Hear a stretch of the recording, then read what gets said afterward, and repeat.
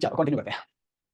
Hello and welcome everyone. Start करते हैं हमारे आज के सेशन को। आज का हमारा सेशन जिसमें हम कंटिन्यू करेंगे कल वाला पार्ट। कल हमने क्या पढ़ा था? कल हम एचपी चल रहे थे। एचपी मतलब हिंदुस्तान पेट्रोलियम नहीं, हिंदुस्तान पेट्रोलियम नहीं। HP is horse power and 1 horse power equal होता है किसके? 746 वोट के, है ना? तो 746 वोट या फिर 1 एचपी इक्वल है। ट्रैक्टर की बात करेंगे, अलग टाइप के ट्रैक्टर आते हैं, 25 एचपी, 30, 35, 40, 45। जनरल इंडिया में जो यूज होता है वो 30 to 35 एचपी का ट्रैक्टर होता है। पर आजकल जो एडवांस ट्रैक्टर या एडवांस इंप्लीमेंट आ रहा है ना, उनको रन करने के लिए 30, 35 सफिशिएंट नहीं है। जो एडवांस वाले आ रहे हैं उनको रन करने के लिए आपको एक ट्रैक्टर चाहिए। कौन सा ट्रैक्टर चाहिए? एक ट्रैक्टर चाहिए जो एटलीस्ट हो कितना 45 एचपी का, जैसे टर्बो हैप्पी सीडर है या फिर डीजल प्लाउ है, एमबी प्लाउ है। ये प्रॉपर्ली चलते हैं if you have a tractor 45 HP. तो एचपी क्या होता है इसी को हम कल समझ रहे थे। और इसी एचपी के अंदर हमने डिस्कस किया था। एचपी के अंदर हमने क्या डिस्कस किया था? इसी एचपी के अंदर हमने डिस्कस किया था किसके बारे में? आपका आईएचपी के बारे में, इंडिकेटेड हॉर्स पावर के बारे में। और ये समझाने के लिए मैं आपको इंटरनेट पे दिखा रहा था। क्या दिखा रहा था? मैं आपको इंटरनेट पे दिखा रहा था कि जब बात करते हैं किसकी, जब बात करते हैं आपके आईएचपी की, तो वो क्या होता है? तो तीन तरह के आईएचपी आपने कल पढ़े थे, आईएचपी, बीएचपी और एफएचपी। तो जब मैंने आईएचपी सर्च किया था तो वहां पे या तो वो एचपी दिखा रहा था या वो वहां पे बीएचपी दिखा रहा था। ऐसा क्यों? इसका सिंपल सा कारण है। देखिए सिंपल सिंपल सी बात को समझिएगा। तीन एचपी आपके सामने है, आपके पास है, एक है आईएचपी, एक है बीएचपी, एक होता है एफएचपी। तो सीधी सीधी मुद्दे की बात, इतने में सब कुछ समझ आ जाएगा। जो आईएचपी होता है ना, वो क्या होता है? इक्वल टू होता है एफएचपी प्लस बीएचपी। दोनों मिला दोगे तो ये टोटल जो पावर है ये अपने आप में क्या हो जाती है? आईएचपी हो जाती है। तो अगर मैं पूछूंगा सबसे ज्यादा पावर कहां जनरेट होती है, तो लॉजिकल सी बात है सबसे ज्यादा यहीं पे हो रही होगी, बिकॉज़ ये तो इनका टोटल ही हो गया। तो आईएचपी सबसे बड़ी पावर होती है, सबसे ज्यादा पावर होती है। एंड आईएचपी का मतलब क्या होता है? इंडिकेटेड हॉर्स पावर का मतलब क्या होता है? इंडिकेटेड हॉर्स पावर का मतलब होता है कि जो आपका सिलेंडर ब्लास्ट जो करता है ना, तीसरा जो स्ट्रोक आपके सिलेंडर में लगता है, तो ब्लास्ट होने पर, कंबशन होने पर, पावर स्ट्रोक लगने पर जो पावर प्रोड्यूस होती है सिलेंडर के ऊपर या कहीं सिलेंडर के अंदर, बेसिकली अंदर तो ब्लास्ट हो रहा है, पावर तो सिलेंडर के ऊपर ही आएगी। तो सिलेंडर पे जो पावर प्रोड्यूस होती है उस टाइम पे जब ब्लास्ट होता है, उस पावर को कहा जाता है आईएचपी। तो कितना अंदर प्रेशर जनरेट होगा, जितना बड़ा ब्लास्ट होगा प्रेशर उतना ज्यादा जनरेट होगा। तो जितना ज्यादा प्रेशर या फिर जितना कम प्रेशर जनरेट हुआ है उसके हिसाब से क्या किया जाता है? आईएचपी को डिटरमिन किया जाता है कि इतना इसका आईएचपी है। अब आईएचपी के फर्दर दो पार्ट होते हैं, ध्यान से सोचिएगा। जो आपने पावर सिलेंडर के ऊपर प्रोड्यूस करी है, क्यों करी है? क्या करोगे इस पावर का? सर क्या करोगे मतलब व्हीकल को रन करवाएंगे, जो भी यूजफुल काम करना है वो करवाओगे। मतलब ये कहना चाह रहे हो कि ये जो यहाँ पे प्रोड्यूस हुआ है आईएचपी के नाम से, इसको तुम क्या करना चाहते हो? ट्रांसफर करना चाहते हो। अच्छा एक बात बताओ, ये जो एनर्जी या फिर पावर तुम ट्रांसमिट करने का सोच रहे हो, कैसे ट्रांसमिट करोगे? मैं नॉलेज ट्रांसमिट करने का सोच रहा था, इंटरनेट कनेक्ट किया, तुम ऐप के ऊपर आ गए और तुमने क्लास लेना शुरू कर दिया। तो ऐसे ही ये जो आईएचपी का ट्रांसफर करना है, क्या कंपोनेंट में यूज करूं जिससे ये जो पावर है सिलेंडर के ऊपर आगे ट्रांसफर हो जाए? कोई कंपोनेंट का नाम बताएंगे? कोई ज्वाइंट का तो नहीं कहना चाहिए, मतलब कुछ जो ज्वाइन करेगा इधर की पावर को वहां तक डिलीवर करता है, क्या बोलते हैं उसे, जो बीचों बीच लग जाता है। मैं हिंट दे देता हूं, जैसे आप पीटीओ से के साथ रोटावेटर कनेक्ट करना चाहेंगे, तो रोटावेटर और पीटीओ के बीच में कुछ लगता है, वो जो लगता है उसको क्या बोलते हैं? बता दीजिए। कनेक्टिंग रोड उसे नहीं कहा जाता है ना? तुक्का तो ठीक है आपका, लॉजिकल सी बात है, कनेक्टिंग रोड होती होगी, तो रोड है, लेकिन कुछ और होता है। सोचिए ध्यान से, उधर पीटीओ फिट हो जाता है, इधर इसके अंदर जाके फिट हो जाता है। एंड यस, नाम सही लिखा है, किन्होंने सही लिखा है? हाईटेक कंप्यूटर ने सही लिखा है। स्पेलिंग गलत है पर आंसर आपका ठीक है। शशि ने भी सही लिखा है, विधि भी सही लिख रहे हैं, राहुल भी सही लिख रहे हैं, और एक महफूज भाई है, महफूज आपका नाम कुछ और है, महफूज है ना, आपने भी सही लिखा है। बाकी लोग लिखना चाहेंगे? यस है ना, राइट आंसर आएगा शाफ्ट। शाफ्ट जानते हो क्या होता है? नहीं? अच्छा पहले शाफ्ट दिखाता हूं फिर गोली मारो, बाकी बातें बाद में आएंगे। पहले शाफ्ट को देख लेते हैं जरा। यहां पे देखिए वीडियो आपको दिख रहा है, आराम से इस वीडियो को तसल्ली से देखिएगा। आप देखेंगे कि ये रोटावेटर का ही वीडियो जिसके बारे में आपको बता रहा था। ये जो कनेक्ट करना है इधर से जोड़ दिया, उधर जुड़ा हुआ है, तो बीच का जो है ना इसको पीटीओ शाफ्ट कहा जाता है। ये जो दिख रही है सामने, yes this is known as PTO shaft. तो ये पीटीओ शाफ्ट है। ऐसे इंजन के अंदर अलग शाफ्ट होती है जो क्या करती है? इंजन के अंदर जो प्रोड्यूस हुई आपकी एनर्जी या जो पावर है उसको आगे क्या करती है? ट्रांसमिट करती है। तो आईएचपी तो टोटल पावर थी, लेकिन अब इस टोटल पावर को आप जो ट्रांसमिट करोगे आगे, है ना, वो जो यूजफुल पावर होगी जिससे आपकी गाड़ी रन करेगी उसे बीएचपी कहा जाएगा। पढ़ेंगे तो वो अच्छे समझ आ जाएगा। पर जैसा कि मैंने बोला कि जो इंजन पर, जो सिलेंडर के ऊपर पावर जनरेट होती है, तो वो सिलेंडर के ऊपर पावर तो आईएचपी होती है, लेकिन अब ये वाली जो पावर है जो आगे ट्रांसमिट होगी शाफ्ट के थ्रू, है ना, बीएचपी होती है। वो BHP usually refers to the amount of power delivered at the engine output shaft of a piston engine. This measured using instrument called dynamometer. तो डायनामोमीटर तो मेजर करेगा तो ठीक है, लेकिन शाफ्ट के थ्रू आपने जो पावर ट्रांसफर करनी है वो पावर क्या हो गई? बीएचपी। अब बताओ जरा सोच के, ज्यादा को, अच्छा आईएचपी और बीएचपी का रिलेशन क्या होगा? क्या दोनों इक्वल होंगे, या बीएचपी ज्यादा होगा या बीएचपी कम होगा? क्या बताएंगे? तीनों में से कौन सा रिलेशन बनेगा? अगर बीएचपी को आईएचपी से रिलेट करो तो इक्वल होंगे, या बीएचपी ग्रेटर देन होगा, या बीएचपी लेस देन होगा? तो मैं बात करेंगे तो ऑब्वियसली आप सारे लोग सही बता रहे हैं कि आईएचपी का रिलेशन किस तरह, आईएचपी का रिलेशन किस तरह का बन जाएगा? कुछ इस तरह का रिलेशन बनेगा कि आईएचपी जो है वो बड़ा है किससे? बीएचपी से। ऐसे बनेगा ना भैया, है ना? तो आईएचपी जो है वो क्या हो जाएगा? बड़ा हो जाएगा किससे? बीएचपी से। तो मतलब ये कुछ लॉसेस होंगे। इस लॉसेस के अलावा एक बात आपको और समझनी पड़ेगी। वो क्या समझनी पड़ेगी? एफएचपी। अब एक बात बताओ, जैसे मान लो मैं गाड़ी चला रहा था, ठीक है, मैं गाड़ी चला रहा हूं रोड पे, मैं छोड़ो तुम्हारी चलाता हूं, भी तो कभी ना कभी लेके आओगे, है ना? जब अपने पैसे का गाड़ी लेके आओगे, तो मान लो तुम गाड़ी से अपने ऑफिस जा रहे थे, सडनली रास्ते के अंदर तुमने मुझे देखा, क्या करोगे? बोला यार वो दिमाग खाता वही बंदा है, निकलो यहां से। ऐसा तो नहीं करोगे ना, रुकोगे वहां पे। अब 2 मिनट की हमारी बात होगी, तुमने गाड़ी को तो रोक दिया है, चलना तो बंद हो गया गाड़ी, लेकिन इंजन तो स्टार्ट रखा है, बिकॉज़ गर्मी के दिन है, एसी चल रहा है, तो इंजन को तो स्टार्ट रखना पड़ेगा।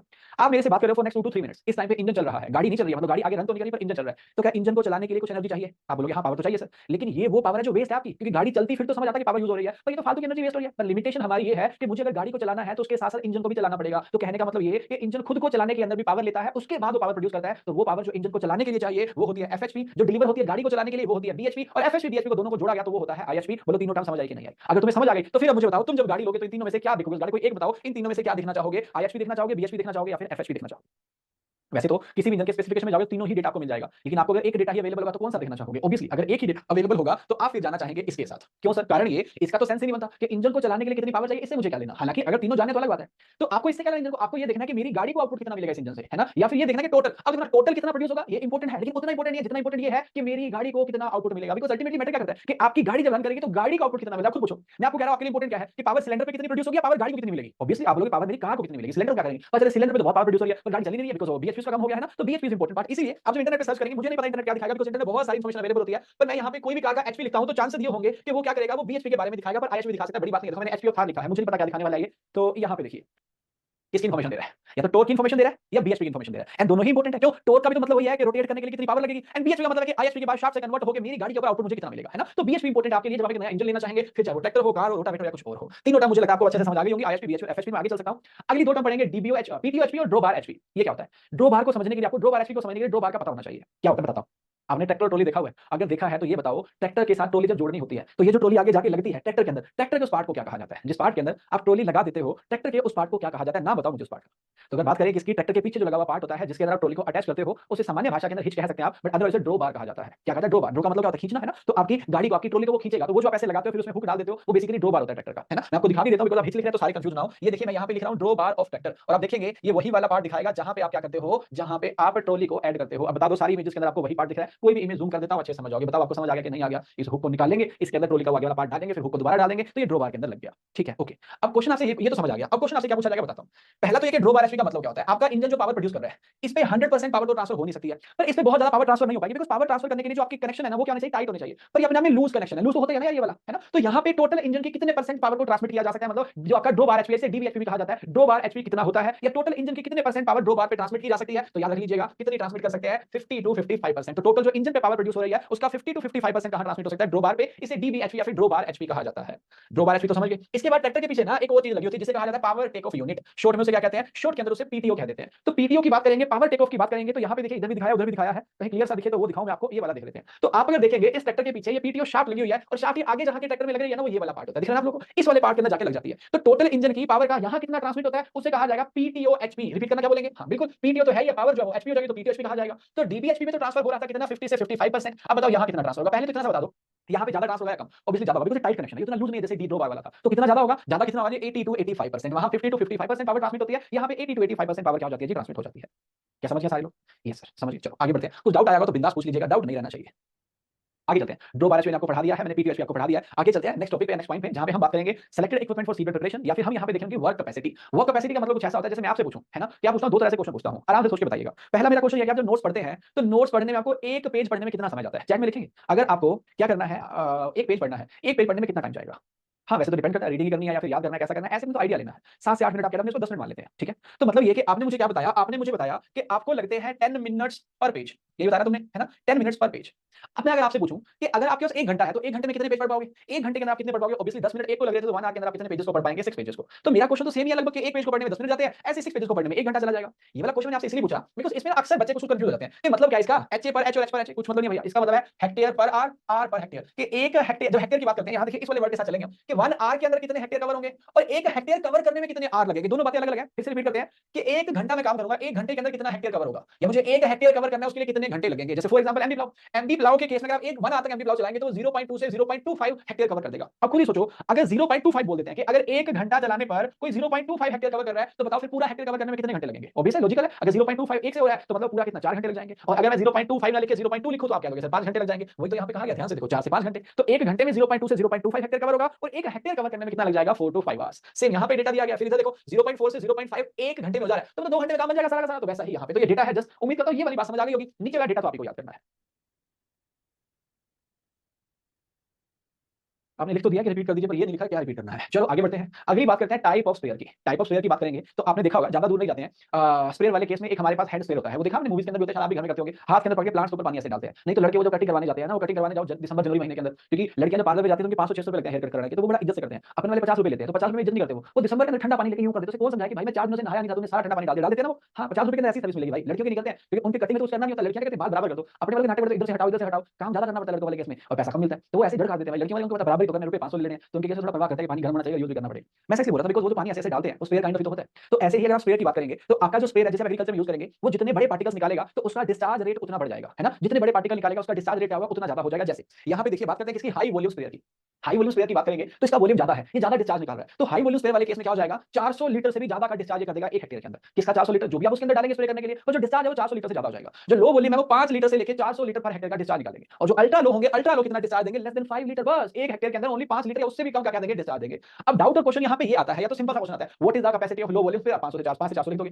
बट अगर आपसे पूछा जाए इनमें से कौन से स्पेयर की एफिशिएंसी विंड वेलोसिटी से अफेक्ट होगी, तो लिखो चैट के अंदर आप क्या लिखेंगे, कौन से की एफिशिएंसी क्या होगी, अफेक्ट होगी किससे? आपकी विंड वेलोसिटी से। तो या तो इसकी होगी या इसकी होगी। एच लिख दो या यू लिख दो। एच का मतलब हाई वॉल्यूम स्पेयर लिख लो, और यू का मतलब अल्ट्रा लो लिख रहे हो।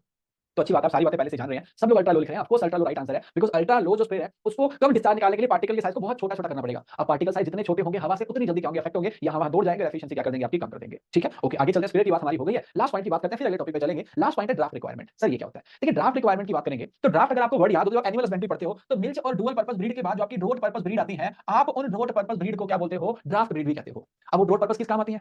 ड्रोट पर्पस की बात करेंगे तो ड्रोट पर्पस वाले केस में क्या होता है, ड्रोट पर्पस वाले केस में, ड्राफ्ट ब्रीड वाले केस में अगर बोलेंगे तो ड्राफ्ट ब्रीड वाले केस में क्या होता है जी, जब किसी ब्रीड को लोड कैरी करने के लिए, खींचने के लिए, भार ढोने के लिए यूज करते हो वो ड्राफ्ट ब्रीड होती है। ऐसे ही अगर ड्राफ्ट की बात करेंगे यहां पे तो ड्राफ्ट का मतलब खींचना, पुलिंग फोर्स, किसको ज्यादा पुलिंग फोर्स चाहिए होगी, जिसको ज्यादा पुलिंग फोर्स चाहिए होगी उसका ड्राफ्ट ज्यादा। जैसे इन दोनों को ज्यादा पुलिंग फोर्स चाहिए तो देखो इनका ड्राफ्ट भी ज्यादा है, नीचे वालों को कम चाहिए तो कंपैरेटिवली कम। कल्टीवेटर प्लांटर को सबसे कम ड्राफ्ट रिक्वायरमेंट होता है बिकॉज़ कल्टीवेटर को खींचने में कम लगेगा एनर्जी। इधर प्लांटर की बात करो, प्लांटर को तो ड्राफ्ट प्लांटिंग करनी है तो और कम लगेगा, तो सबसे कम आप देखेंगे तो ड्राफ्ट रिक्वायरमेंट प्लांटर की है, सबसे ज्यादा देखेंगे तो वो किसकी है, डिस्क प्लाउ की। और ड्राफ्ट का मतलब क्या होता है, पुलिंग फोर्स, किसको कितनी पुलिंग फोर्स चाहिए। अब जो यहां पे नहीं लिखा गया उसका एग्जांपल लेते हैं और आप मुझे बताइएगा ज्यादा ड्राफ्ट रिक्वायरमेंट किसकी होगी। एक है आपका सब सोइलर और दूसरा है रोटावेटर। बताओ दोनों में से ड्राफ्ट रिक्वायरमेंट ज्यादा किसकी होगी, सब सोइलर या फिर रोटावेटर?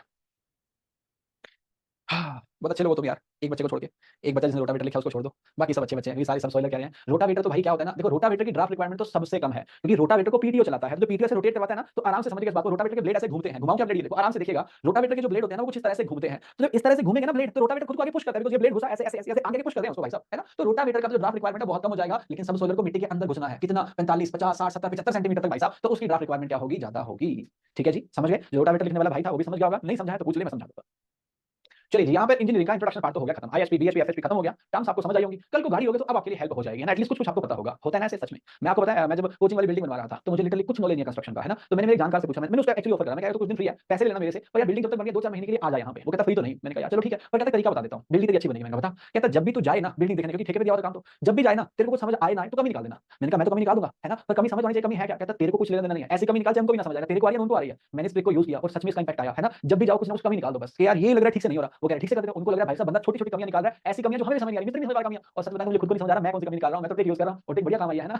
होता है ना, जिन लोगों को नॉलेज होगा वो लोग इस बात को समझ सकते हैं कि मित्र काम कर रहा है, लग रहा है अच्छे से काम नहीं कर रहा, निकाल दो कमी, फिर वो सीरियस हो जाता है यार। वो ट्रिक मैंने सीखी, अब बड़ी काम आती है वो ट्रिक, क्योंकि काम करना थोड़ी सी कमी निकाल दो, है ना। मैं जो हिंदी वाली फाइल कन्वर्ट करवाता, इंग्लिश वाली फाइल हिंदी करवाता हूं ना, तो हिंदी लैंग्वेज टिपिकल है, उसमें गलतियां हो जाती हैं, तो मैं करता हूं उससे फाइल मांग के ना 2-3 गलतियां निकालता हूं बस, हालांकि वो तो गलतियां समझ आती है, पर 2-3 गलतियां निकालना फिर हम लोग सीरियस हो जाता है कि यार ये बंदा गलतियां निकाल रहा है, अच्छे से पढ़ना पड़ेगा। तो मैगजीन की मैं बात कर रहा था ना, मैंने मैगजीन हिंदी में करवाई है, तो मेरा ही पहला सब्जेक्ट था, मैंने दे रखा था उसमें भाई साहब कितने 200 फैक्ट थे, 17 गलतियां थमा के आया मैं उसको, कि ये 17 गलतियां मैंने करेक्ट कर दिया, अगली फाइल में नहीं होनी चाहिए, तो मुझे लिख रहा है कि सर आज थोड़ा एक्स्ट्रा टाइम लगा लूं, मैं कहा हां बिल्कुल लगा, मुझे क्या चाहिए।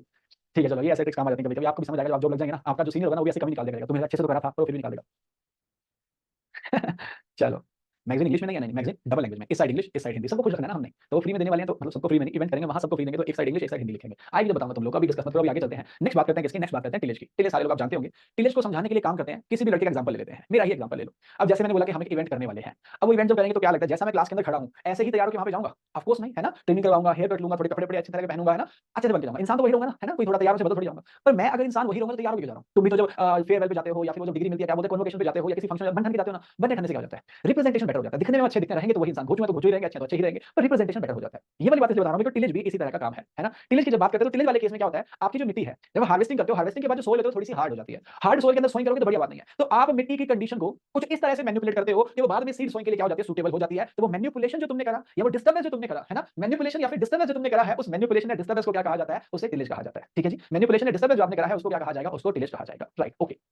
टिलेज करने से फायदे क्या होते हैं, टिलेज करने से बहुत सारे फायदे होते हैं। जैसे टिलेज आप करेंगे तो मिट्टी जो हार्ड हो गई है वो लूज हो जाएगी, मिट्टी के अंदर एरेशन बढ़ जाएगा, मिट्टी के अंदर पानी अच्छे से जाएगा, इन्फिल्ट्रेशन कैपेसिटी बढ़ जाएगी, पानी अच्छे से जाएगा तो होल्ड पानी ज्यादा होगा, वाटर होल्डिंग कैपेसिटी बढ़ जाएगी। टिलेज करने से जो मिट्टी के ऊपर खड़े वीड है वो क्या हो जाएंगे, रिमूव हो जाएंगे, सोइल की कंडीशन क्या हो जाएगी, सूटेबल हो जाएगी, सीड का जर्मिनेशन क्या हो जाएगा, बेटर हो जाएगा, और ओवरऑल जो क्रॉप की प्रोडक्टिविटी है वो क्या हो जाएगी, इंप्रूव हो जाएगी। होगा कि नहीं होगा, सब कुछ हासिल होगा, ये टिलेज से हो रहा है। उसके बाद अगर टिलेज की बात करें तो टिलेज करने से जो कंडीशन अचीव होती है कि मान लो मैंने हार्वेस्टिंग कर दिया पैडी की, फॉर एग्जांपल, है ना, पैडी की हार्वेस्टिंग के बाद मैंने टिलेज कर दिया, तो टिलेज करने के बाद जो सूटेबल कंडीशन हमें अचीव होती है उस सूटेबल कंडीशन को क्या बोला जाता है, उस सूटेबल कंडीशन को टिल्थ कहा जाता है ना, उस सूटेबल कंडीशन को क्या बोलेंगे, टिल्थ बोलेंगे। एंड हाई पॉइंट बीच में किसी ने और लिखा वो भी सही है कि टिलेज करने से जो मैन्योर फर्टिलाइजर हमने यूज कर रखे हैं वो भी प्रॉपर्ली क्या हो जाएंगे, ब्लेंड हो जाएंगे या फिर कहिए मिक्स हो जाएंगे वो सॉइल के अंदर। तो टिलेज के बाद जो कंडीशन आपको मिली उसे क्या बोला जाएगा, टिल्थ बोला जाएगा। टिलेज के दो टाइप होते हैं, एक होता है प्राइमरी टिलेज और दूसरा क्या होता है, सेकेंडरी टिलेज। लेकिन प्राइमरी, सेकेंडरी और टिलेज को समझने से पहले हमें यह समझना पड़ेगा कि टिलेज के अंदर हम कौन-कौन से इंप्लीमेंट्स को यूज करते हैं और वो इंप्लीमेंट ट्रैक्टर से कैसे कनेक्ट होते हैं, वो किस तरह के इंप्लीमेंट होते हैं। तो पहले तो मोटा-मोटा आइडिया देता हूं मैं आपको। क्या आइडिया देता हूं, तीन वर्ड आपने सुने होंगे, टूल होता है, एक होता है इंप्लीमेंट और एक होता है इक्विपमेंट। तो आप बताओ इसको क्या बोलोगे, ये टूल है, इंप्लीमेंट है कि इक्विपमेंट है? हां, मुझे पता है, ठीक ही बोलोगे। जब राइट आंसर की बात करेंगे प्लीज पब्लिक चैट बंद कर दीजिए, ठीक है जी, ये लीजिए मैंने पब्लिक चैट बंद कर दिया, अब किसी को मैसेज नहीं दिखेगा, आप लोगों को, मुझे तो दिखेंगे। तो इसकी अगर बात करेंगे तो ये अपने आप में एक टूल है ना, ये छोटा सा पीस है जो मेरे काम को क्या आसान बना दे, इसे टूल कहा जाएगा। तो ऐसे ही आपके घर में टूल होते हैं कि आपके घर के अंदर कुछ टूल है, हां बिल्कुल, पेच का स्क्रू ड्राइवर तुम्हारे घर में होगा, वो चाबी, पाना, प्लास हो सकता है, हैमर हो सकता है, एक्स हो सकता है, कुल्हाड़ी, पिक हो सकता है, स्पेड हो सकता है, ये सारे के सारे जो छोटे-छोटे हैं इन्हें क्या बोला जाता है, टूल बोला जाता है, जो हमारे काम को आसान बनाता है। और टूल को क्या किया जाता है, मैनुअली ऑपरेट किया जाता है ना। टूल को क्या कहते हैं, मैनुअली ऑपरेटेड, जैसे पेचकस है, वो तो वही मैनुअली चलाते हो, हथौड़ी मैनुअली ही मारते हो। ऐसा कभी देखा हथौड़ी को ट्रैक्टर के पीछे जोड़ दिया फिर ट्रैक्टर हथौड़ी मार रहा है, नहीं ना। तो टूल्स को क्या किया जाता है, मैनुअली ऑपरेट किया जाता है। अब टूल्स के बाद आ गया इंप्लीमेंट और इक्विपमेंट। इसमें क्या फर्क होता है? देखो इंप्लीमेंट और इक्विपमेंट को समझाने के लिए क्या करेंगे, इंप्लीमेंट और इक्विपमेंट को समझाने के लिए एग्जांपल लेते हैं। किसका एग्जांपल लेते हैं? एग्जांपल लेते हैं आप बच्चों का, अच्छे से समझ जाओगे। देखो इंप्लीमेंट और इक्विपमेंट बहुत सिंपल है। अगर कोई ऐसा, अब देखो ऐसा टूल तो नहीं कह सकता, कुछ ऐसा है जिसके अंदर मूविंग कंपोनेंट नहीं है तो उसे इंप्लीमेंट कहा जाता है। जैसे फॉर एग्जांपल यहां पे हम देखेंगे तो आप लोग मुझे बताओ क्या इसके अंदर कोई मूविंग कंपोनेंट है क्या, कि जब मैं इसे ट्रैक्टर से लगा के इसे चलाऊंगा तो कुछ इसे मूविंग करेगा? नहीं ना, ये तो भाई साहब रिजिड है, मिट्टी को काटेगा अलग बात है, बट इसमें से कुछ नहीं हिलेगा। तो अगर किसी के अंदर मूविंग कंपोनेंट नहीं होते तो उसे क्या कहा जाता है? उसे कहा जाता है इंप्लीमेंट। तो आप इंप्लीमेंट और टूल को तो समझ गए।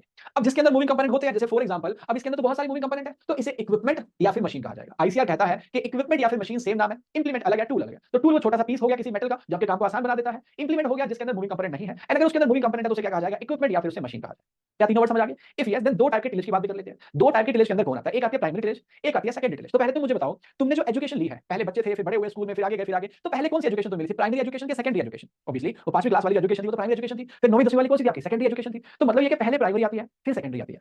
और अगर ध्यान से सोच के बताओ, आराम से सोचना, अगर मैं आपसे पूछूं कौन सी वाली ज्यादा इंपॉर्टेंट है, प्राइमरी वाली कि सेकेंडरी वाली? आराम से सोच के बताना। वैसे तो पढ़ाई तो सारी ही इंपॉर्टेंट है, बट अगर ध्यान से देखोगे तो इंपॉर्टेंट शायद प्राइमरी वाली है। उसका कारण ये कि प्राइमरी ने आपका जैसा बेस बना दिया है ना, वैसा ही फिर आगे बच्चा बनता है ना। जिसको शुरू से ऐसे स्कूल में डाला गया था, जो सिंसियर बच्चे थे वहां पे डेली जाना पड़ता था, हर दिन पढ़ाई होती थी वहां पे, वो बच्चा अपनी स्टूडियो टाइप का पढ़ता है। एंड जैसे डाला गया सरकारी स्कूल के अंदर, जाते डंडे पड़ते थे, मुर्गा बना दिया था मास्टर, चल पानी भर के ला, वो वैसा ही बनेगा है ना। तो बेस ज्यादा इंपॉर्टेंट है। तो प्राइमरी जो इनिशियल वाली है, सेकेंडरी जो बाद वाली है, तो प्राइमरी ज्यादा इंपॉर्टेंट है। इसी तरह से टिलेज की बात करते हैं, तो टिलेज में अगर बोलेंगे तो टिलेज वाले केस में क्या होगा? टिलेज वाले केस में आप जो शुरुआत में जो टिलेज करोगे, जो हैवी टिलेज आप करोगे, जिसमें मिट्टी को ज्यादा डिस्टर्ब आप करोगे, तो शुरुआत वाली टिलेज या फिर हैवी टिलेज या फिर जिसमें मिट्टी की डिस्टर्बेंस ज्यादा होती है वो वाली टिलेज, इन टिलेज को आप करोगे तो इन टिलेज को कहा जाएगा प्राइमरी टिलेज। क्या कहा जाएगा? इसे प्राइमरी टिलेज कहा जाएगा। ओके, इसके बाद जब प्राइमरी टिलेज कर लोगे तो प्राइमरी टिलेज फ्लोइंग आपने कर दी। फ्लोइंग करने का मिट्टी के ऊपर बड़े-बड़े क्लोड्स आ जाते हैं, ढेले आ जाते हैं। अब ये ढेले को तोड़ना तो पड़ेगा, तो इनको तोड़ने के लिए, क्रश करने के लिए जो लाइटर ऑपरेशन करोगे, जो माइनर ऑपरेशन करोगे, जो सेकेंडरी ऑपरेशन करोगे, तो पहले वाले हो चुके हैं प्राइमरी, सेकेंडरी करोगे तो ये किसका पार्ट हो जाएंगे? सेकेंडरी टिलेज का पार्ट हो जाएंगे। ठीक है, तो प्राइमरी सेकेंडरी समझ आया, टूल इंप्लीमेंट इक्विपमेंट आपको समझ आया, टिलेज और टिल्स भी आपको समझ आ गया। तो इंट्रोडक्शन तो कवर हो गया, ज्यादा शुरू कर लेते हैं। तो बात करते हैं पहले किसकी टिलेज के अंदर। सबसे पहले वीडियो को देखते हैं। इस वीडियो के अंदर आप देखिए, अच्छा यार एक बात और बतानी है ना, एक बात और आपको बतानी है, जो इंप्लीमेंट है वो दो तरह के होते हैं। इंप्लीमेंट या इक्विपमेंट दो तरह के होते हैं। पहले मैं तीन कैटेगरी बताया आपको, टूल, इंप्लीमेंट और इक्विपमेंट, लेकिन अगले जो है वो भी तीन तरह के, बट फिलहाल दो तरह के बताऊंगा, तीसरा बाद में समझाऊंगा। दो तरह कौन से? एक होते हैं माउंटेड इंप्लीमेंट, एक होता है टेल्ड इंप्लीमेंट। माउंटेड और दूसरा क्या? टेल्ड। माउंट का मतलब क्या होता है? माउंट का मतलब जुड़ना, जुड़ना। तो आप अगर किसी इंप्लीमेंट को ट्रैक्टर के साथ जाके 3 पॉइंट हिच लिंकेज के साथ जोड़ देते हो तो उसे माउंटेड इंप्लीमेंट कहा जाता है। जैसे अगर आप देखेंगे तो इस रोटावेटर को देखो, यहां से ये जो अभी आपको थोड़ा सा दिखा था, इधर वाली साइड से कनेक्ट किया गया। वापस से पीछे करता हूं, वीडियो को ध्यान से देखना, वीडियो को जरा सा दिख रहा है। यहां पे देखिएगा एक पॉइंट आपको हिचिंग वाला दिखा, ये देखो, दिखा आपको, यहां हिच किया गया था, दूसरा पॉइंट वहां पे हिच कर रहा है, सेकंड पॉइंट हो गया, तीसरा ऊपर की साइड हिच किया जाता है ना। वो देखो ये तो दूसरी वाली साइड है, ऊपर एक और होगी, ये देखो ये दूसरा साइड आ गया और एक ऊपर की साइड होता है, तो तीन जगह से जोड़ा जाएगा। वीडियो पूरी बात दिखाता हूं, लेकिन जिन इंप्लीमेंट को आप 3 पॉइंट से जोड़ देते हो, तीन जगह से हिच कर देते हो, उसको कहा जाता है माउंटेड इंप्लीमेंट। क्या बोलते हैं? हाँ, है ना। माउंटेड इंप्लीमेंट क्यों बोलते हैं? क्योंकि उनको 3 पॉइंट हिच लिंक से अटैच किया गया। इससे फायदा क्या होता है? इससे फायदा ये होता है कि जब आप उसे 3 पॉइंट हिच लिंक से अटैच करते हो ना, तो नीचे वाले 2 पॉइंट जो हरे रंग का वो पार्ट था वो लिफ्ट थी उसकी, तो आप हाइड्रोलिक पावर का यूज करते हुए जो आपका इंप्लीमेंट है उसको रेज और लोअर कर सकते हो। तो मतलब रेज और लोअर किया जा सकता है किनको? माउंटेड इंप्लीमेंट को। ट्रेल की बात करते हैं, दूसरे टाइप का ट्रेल है। ट्रेल तो ट्रेल है, जो ट्रॉली आपकी वो ट्रेल ही तो हुआ। ट्रेल इंप्लीमेंट वो होते हैं जो ट्रैक्टर की ड्रॉ बार के अंदर जाके लगते हैं। याद है ड्रॉ बार दिखाया था आपको? तो ट्रैक्टर की ड्रॉ बार के अंदर जाके जो लग गया उसे क्या कहा जाएगा? उसे ट्रेल इंप्लीमेंट कहा जाएगा। क्या कहा जाएगा? उसे ट्रेल इंप्लीमेंट। अब यस और नो लिखो चैट में, क्या ट्रेल इंप्लीमेंट को मैं ट्रैक्टर की हाइड्रोलिक पावर का यूज करके ऊपर नीचे कर सकता हूं क्या? यस और नो? ऑब्वियसली नो, है ना। ट्रॉली को लगाते हुए ट्रैक्टर से थोड़ा ऊपर नीचे एडजस्टमेंट अपने कर लेते हैं, बट क्या चलती हुई ट्रॉली को तुम हाइड्रोलिक पावर से ऊपर कर लोगे क्या? नहीं कर पाओगे। तो ट्रेल इंप्लीमेंट वो है जिनको तुमने ट्रैक्टर की ड्रॉ बार के अंदर जोड़ दिया। अब जहां जाएगा ट्रैक्टर वहां जाएगी ट्रॉली। ट्रैक्टर थोड़ा ऊपर या नीचे नहीं हो सकती ट्रॉली, लेकिन यही अगर माउंटेड इंप्लीमेंट लगाया गया तो वो क्या हो जाएगा? वो ऊपर नीचे हो जाएगा। तो बेसिकली जो आपके ट्रेल इंप्लीमेंट है वो एक ही जगह से हिच हो रखे हैं, 1 पॉइंट हिचिंग उसके अंदर है, लेकिन जो माउंटेड इंप्लीमेंट है वो कितनी जगह से है? 3 पॉइंट हिच लिंक से है। फनी सा एग्जांपल है, याद रखने के लिए दे रहा हूं, है ना। देखो आप कौन से स्कूल से पढ़े हुए? सरकारी स्कूल से, कॉन्वेंट स्कूल से? अगर आप सरकारी स्कूल से पढ़े हुए तो पक्का तुम स्कूल जाते नहीं थे, तुम्हारी ठुकाई करके भेजा जाता था। यही होता है ना। मैं सरकारी स्कूल से पढ़ा, मैं अच्छे से समझ सकता, मैं भी नहीं जाता था। दो चार जब तक पढ़ती नहीं थी तब मैं जाता ही नहीं था, और मेरी कहानी नहीं थी, पूरे बच्चों के साथ यही था, हर कोई रो के स्कूल आ रहा होता था। चलो कोई बात नहीं। तो सरकारी स्कूल वाले बच्चे होते हैं ना, सरकारी स्कूल वाले बच्चे जो है वो होते हैं ट्रेल इंप्लीमेंट। कैसे ट्रेल बताता हूं, है ना। दूसरे जो बच्चे कॉन्वेंट स्कूल वाले, कॉन्वेंट स्कूल वाले बच्चे मैंने देखा है वो खुश होकर स्कूल जा रहे होते हैं। मेरे पड़ोसी के दो बच्चे हैं, जब बस आती है ना वो एकदम से दौड़ते दौड़ते एक्साइटेड होते हैं जाने के लिए। मैं सोचता यार इनके स्कूल में ऐसा कभी जाके देख आता हूं कि मेरे टाइम में तो रोया करता था, जैसे पापा यूं करके खड़े होते थे, मैं वो देख के जाता, वरना तो मैं जाता ही नहीं था। फिर पापा घर पे नहीं है, मैं परवाह नहीं, मम्मी के 2 थप्पड़ खा लेंगे, जा ही नहीं मैं, है ना।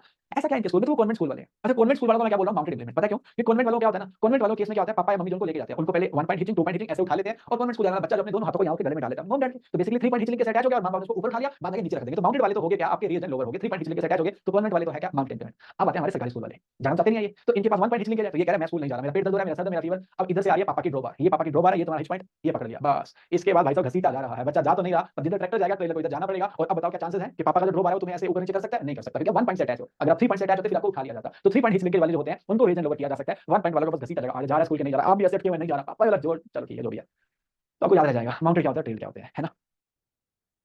ठीक है, सारे तो मेरे जैसे ही हो।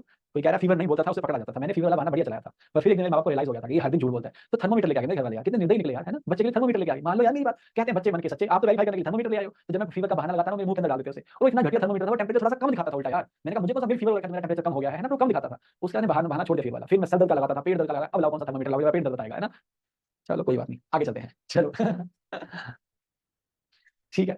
तो जरा इंप्लीमेंट को देखिए यार, ये है रोटावेटर। तो ये जो कनेक्ट हो रहा है इसे पीटीओ शाफ्ट कहा जाता है। इस साइड से रोटावेटर से जुड़ गया, उधर पीटीओ से वो जहां पे लगा रहा है हुक को, इसे क्या कहा जाता है, हिच पॉइंट कहा जाता है। एक उधर है, एक उसके पैरेलल इधर है और एक ऊपर होता है। 3 पॉइंट से क्या करते हैं, जोड़ दिया जाता है। 3 पॉइंट से जुड़ा है, इसलिए आप इसको ऊपर नीचे कर सकते हो। अभी आप देखेंगे तो ये क्या होगा, ये ट्रैक्टर इसको ऊपर कर लेगा। कैसे ऊपर कर लेगा, बिकॉज़ वो हाइड्रोलिक पावर से, हाइड्रोलिक सिस्टम से क्या अटैच है। देखो नीचे से उठा हुआ है वो, क्यों उठा पाए हो, बिकॉज़ उसे आपने क्या कर दिया, उठा दिया है। अब ये जो गोल गोल घूम रहा है, किससे घूम रहा है, पीटीओ से। पीटीओ हॉरिजॉन्टल रोटर इसे दे रहा है और वो इसे घुमा रहा है। रोटावेटर जब चलता है तो ब्लेड उसके नीचे से मिट्टी को ऊपर लेके आते हैं, लेकिन नीचे से ऊपर आते हैं सेम टाइम पे मिट्टी ब्लेड से टकरा के क्या हो जाती है, भुरभुरी हो जाती है, टूट जाती है। तो पहले क्लोड नीचे से ऊपर आते हैं, क्लोड का नीचे से ऊपर आना मेजर डिस्टर्बेंस है, मतलब प्राइमरी टिलेज है। लेकिन वही क्लोड टूट जाते हैं, वो अपने आप में क्या है, सेकेंडरी टिलेज है। तो ये जिसको आप रन करते हुए देख रहे हैं, इसको रोटावेटर या रोटरी टिलर कहा जाता है। तो रोटावेटर या रोटरी टिलर जो होता है, ये क्या करता है, एक ही रन के अंदर दो काम करता है, एक प्राइमरी टिलेज, दूसरा सेकेंडरी टिलेज। तो इसीलिए रोटावेटर के लिए माना जाता है कि रोटावेटर जो है वो क्या है, प्राइमरी और सेकेंडरी टिलेज दोनों के अंदर काम आता है। आप देखेंगे तो पीछे फाइन सरफेस आपको मिल रही है, बिकॉज़ प्राइमरी करता तो क्लोड छोड़ के चला जाता, लेकिन क्लोड नहीं छोड़ रहा, क्लोड को तोड़ दे रहा है, प्लस उसको पल्वेराइज कर दे रहा है। तो ये प्राइमरी का पार्ट भी हो गया और ये क्या हो गया, सेकेंडरी का पार्ट भी हो गया।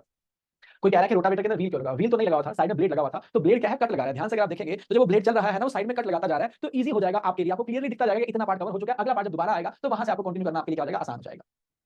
चलो आगे चलने से पहले छोटा सा असाइनमेंट है, करना चाहे तो करिएगा, ना करना चाहे तो आपकी मर्जी, सिलेक्शन आपका, जिंदगी आपकी, करियर आपका। झंड करनी है तो झंड करो, ब्राइट करनी है तो ब्राइट करो। असाइनमेंट ये है कि टिल आज तो खत्म होने नहीं वाला, कल चलेगा, हुआ कल तो हुआ, वरना परसों खत्म होगा। तो आपको 30 इंप्लीमेंट या फिर इक्विपमेंट या फिर आपको टूल उठाने हैं, उनकी फोटो देखने का फंक्शन लिखना है। फोटो देख लो चलेगा, जैसे पिकेक्स मैंने बोला, एक्स कुल्हाड़ी तो सब लोग जानते हो, लेकिन पिकेक्स तुमने नहीं देखी है तो उसको देखना पहले, फिर नाम लिखना पिकेक्स और फंक्शन लिखना। एक एक लाइन लिखनी पड़ेगी, तो 30 लाइन तो ये वाली होगी, और 10 नाम लिखना ट्रैक्टर के पार्ट के। जैसे एक तो मैंने पिस्टन आपको बता दिया, इंजन का पार्ट है वो, उसके अलावा मैंने आपको बताया वो जो पीछे पीटीओ होता है, जो ड्रो बार होता है, तो 3 4 तो हमारे हो गए। इसके अलावा ओवर ढूंढना, क्लच क्या होता है, गियर क्या होता है ना, या फिर गियर बॉक्स क्या होता है, क्लच प्लेट क्या होती है, जो भी आपको पार्ट मिलेगा उसका फंक्शन लिखिएगा। 10 पार्ट ढूंढने के चक्कर में 20 25 की जानकारी मिल जाएगी। तो 30 ये और 10 ये अगर आपने कल आने से पहले पढ़ लिए, तो टिल जब खत्म होगा तो आप मुझे कंफर्म बोलोगे, मैं पूछूंगा कितना समझ आया, आप यही लिखोगे, मैं गारंटी दे सकता हूं। क्योंकि सिर्फ मेरे पढ़ाने से कुछ नहीं होगा, आपके पास भी तो होना चाहिए ना नॉलेज। एग्जांपल लेके देखो ना, अगर आज मैं पढ़ा रहा हूं काऊ, और समझ लो तुमने काऊ देखी ही नहीं है, और मैं कह रहा हूं काऊ के अडर होता है, उसके 4 टीथ होते हैं, उसके 4 टांगे होती हैं, क्या आप समझ पाओगे, नहीं, क्योंकि आपने गाय देखी नहीं है ना। लेकिन गाय देखी है तो फिर आपको ऐसा ये क्या बता है, सर पता है, जल्दी से आगे चलो। तो चीजें ऐसी आसान होती है, हमने विजुअलाइज कर लेते हैं, देख लेते हैं, तो हमारे लिए क्या होता है, आसान होता है। ठीक है, तो ये प्लीज असाइनमेंट कल के लिए करिएगा। आगे चलते हैं।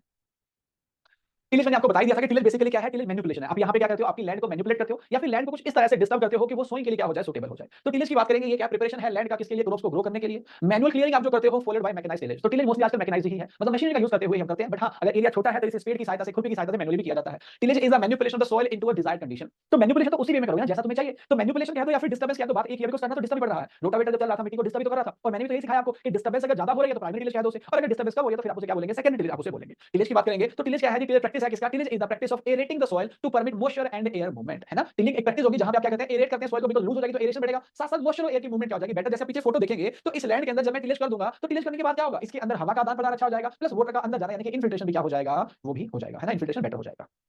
चलो आगे बढ़ते हैं, टिलेज तो समझ गए। टर्मिनोलॉजी के अंदर ये वाले पॉइंट तो पहले मुझे हाँ कर दो भैया, अब मत कहना दोबारा पढ़ाओ, मैंने अच्छे से बताया इसके बारे में आपको। टूल, इंप्लीमेंट, इक्विपमेंट और मशीन सेम है, ये मैंने नहीं बताया तो बिल्कुल बताऊंगा आप लोगों को। अगला वर्ड आ गया पल्वेराइजेशन ऑफ सॉइल। इसका मतलब क्या होता है, देखो पल्वेराइजेशन को सिंपल बोल दो ब्रेकिंग क्लोड्स, या फिर कह दो ढेलों को तोड़ना, बस इतनी सी बात। आप जब प्लाव चलाते हैं लैंड के ऊपर, जब प्लाव चलते हैं ना, तो प्लाव चलने के बाद नीचे की मिट्टी ऊपर आ जाती है, तो बड़े बड़े क्लोड्स आपको फील्ड में दिखेंगे, दिखते हैं कि नहीं दिखते हैं, फोटो दिखाने की जरूरत नहीं है, इमेजिन कर पा रहे हो। तो प्लाव प्लाव करने के बाद क्या हो जाएगा, बड़े बड़े क्लोड्स आपको दिखेंगे। तो वो जो क्लोड्स आपको दिखते हैं ना, वो तो प्राइमरी टिलेज के बाद हो गए, पर आप इन क्लोड्स के अंदर सोइंग तो नहीं कर सकते ना, आपको इन्हें तोड़ना पड़ेगा। तो उन क्लोड्स को तोड़ने के लिए हम किसका यूज कर, रोलर का यूज कर सकते हैं, क्लोड क्रशर का यूज कर सकते हैं, यानी या फिर पाटा, जिसे आप लेवलर कह सकते हैं, उसका यूज कर सकते हैं। तो आप जब इन क्लोड्स को तोड़ रहे हैं लेवलर से, पाटे से, कराहे से, या फिर आपका क्या हो गया, क्लोड क्रशर हो गया, या फिर आपका क्या होगा, रोलर हो गया, बस इनको तोड़ने की प्रोसेस को हम क्या बोलेंगे, पल्वेराइजेशन ऑफ सॉइल से कहा जाएगा। ठीक है, तो पल्वेराइजेशन आप एक्सटर्नल फोर्स लगाते हो, क्या करने के लिए, to a certain size to destroy and reduce it into pieces. तो बड़े ढेलों का पीसेस में डिवाइड कर रहे हो ना यार, तो बस वही तो यहाँ पे हो रहा है।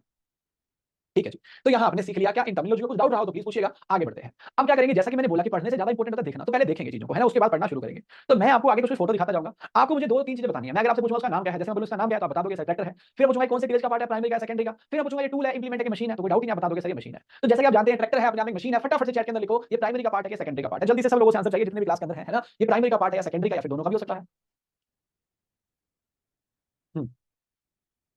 ओके,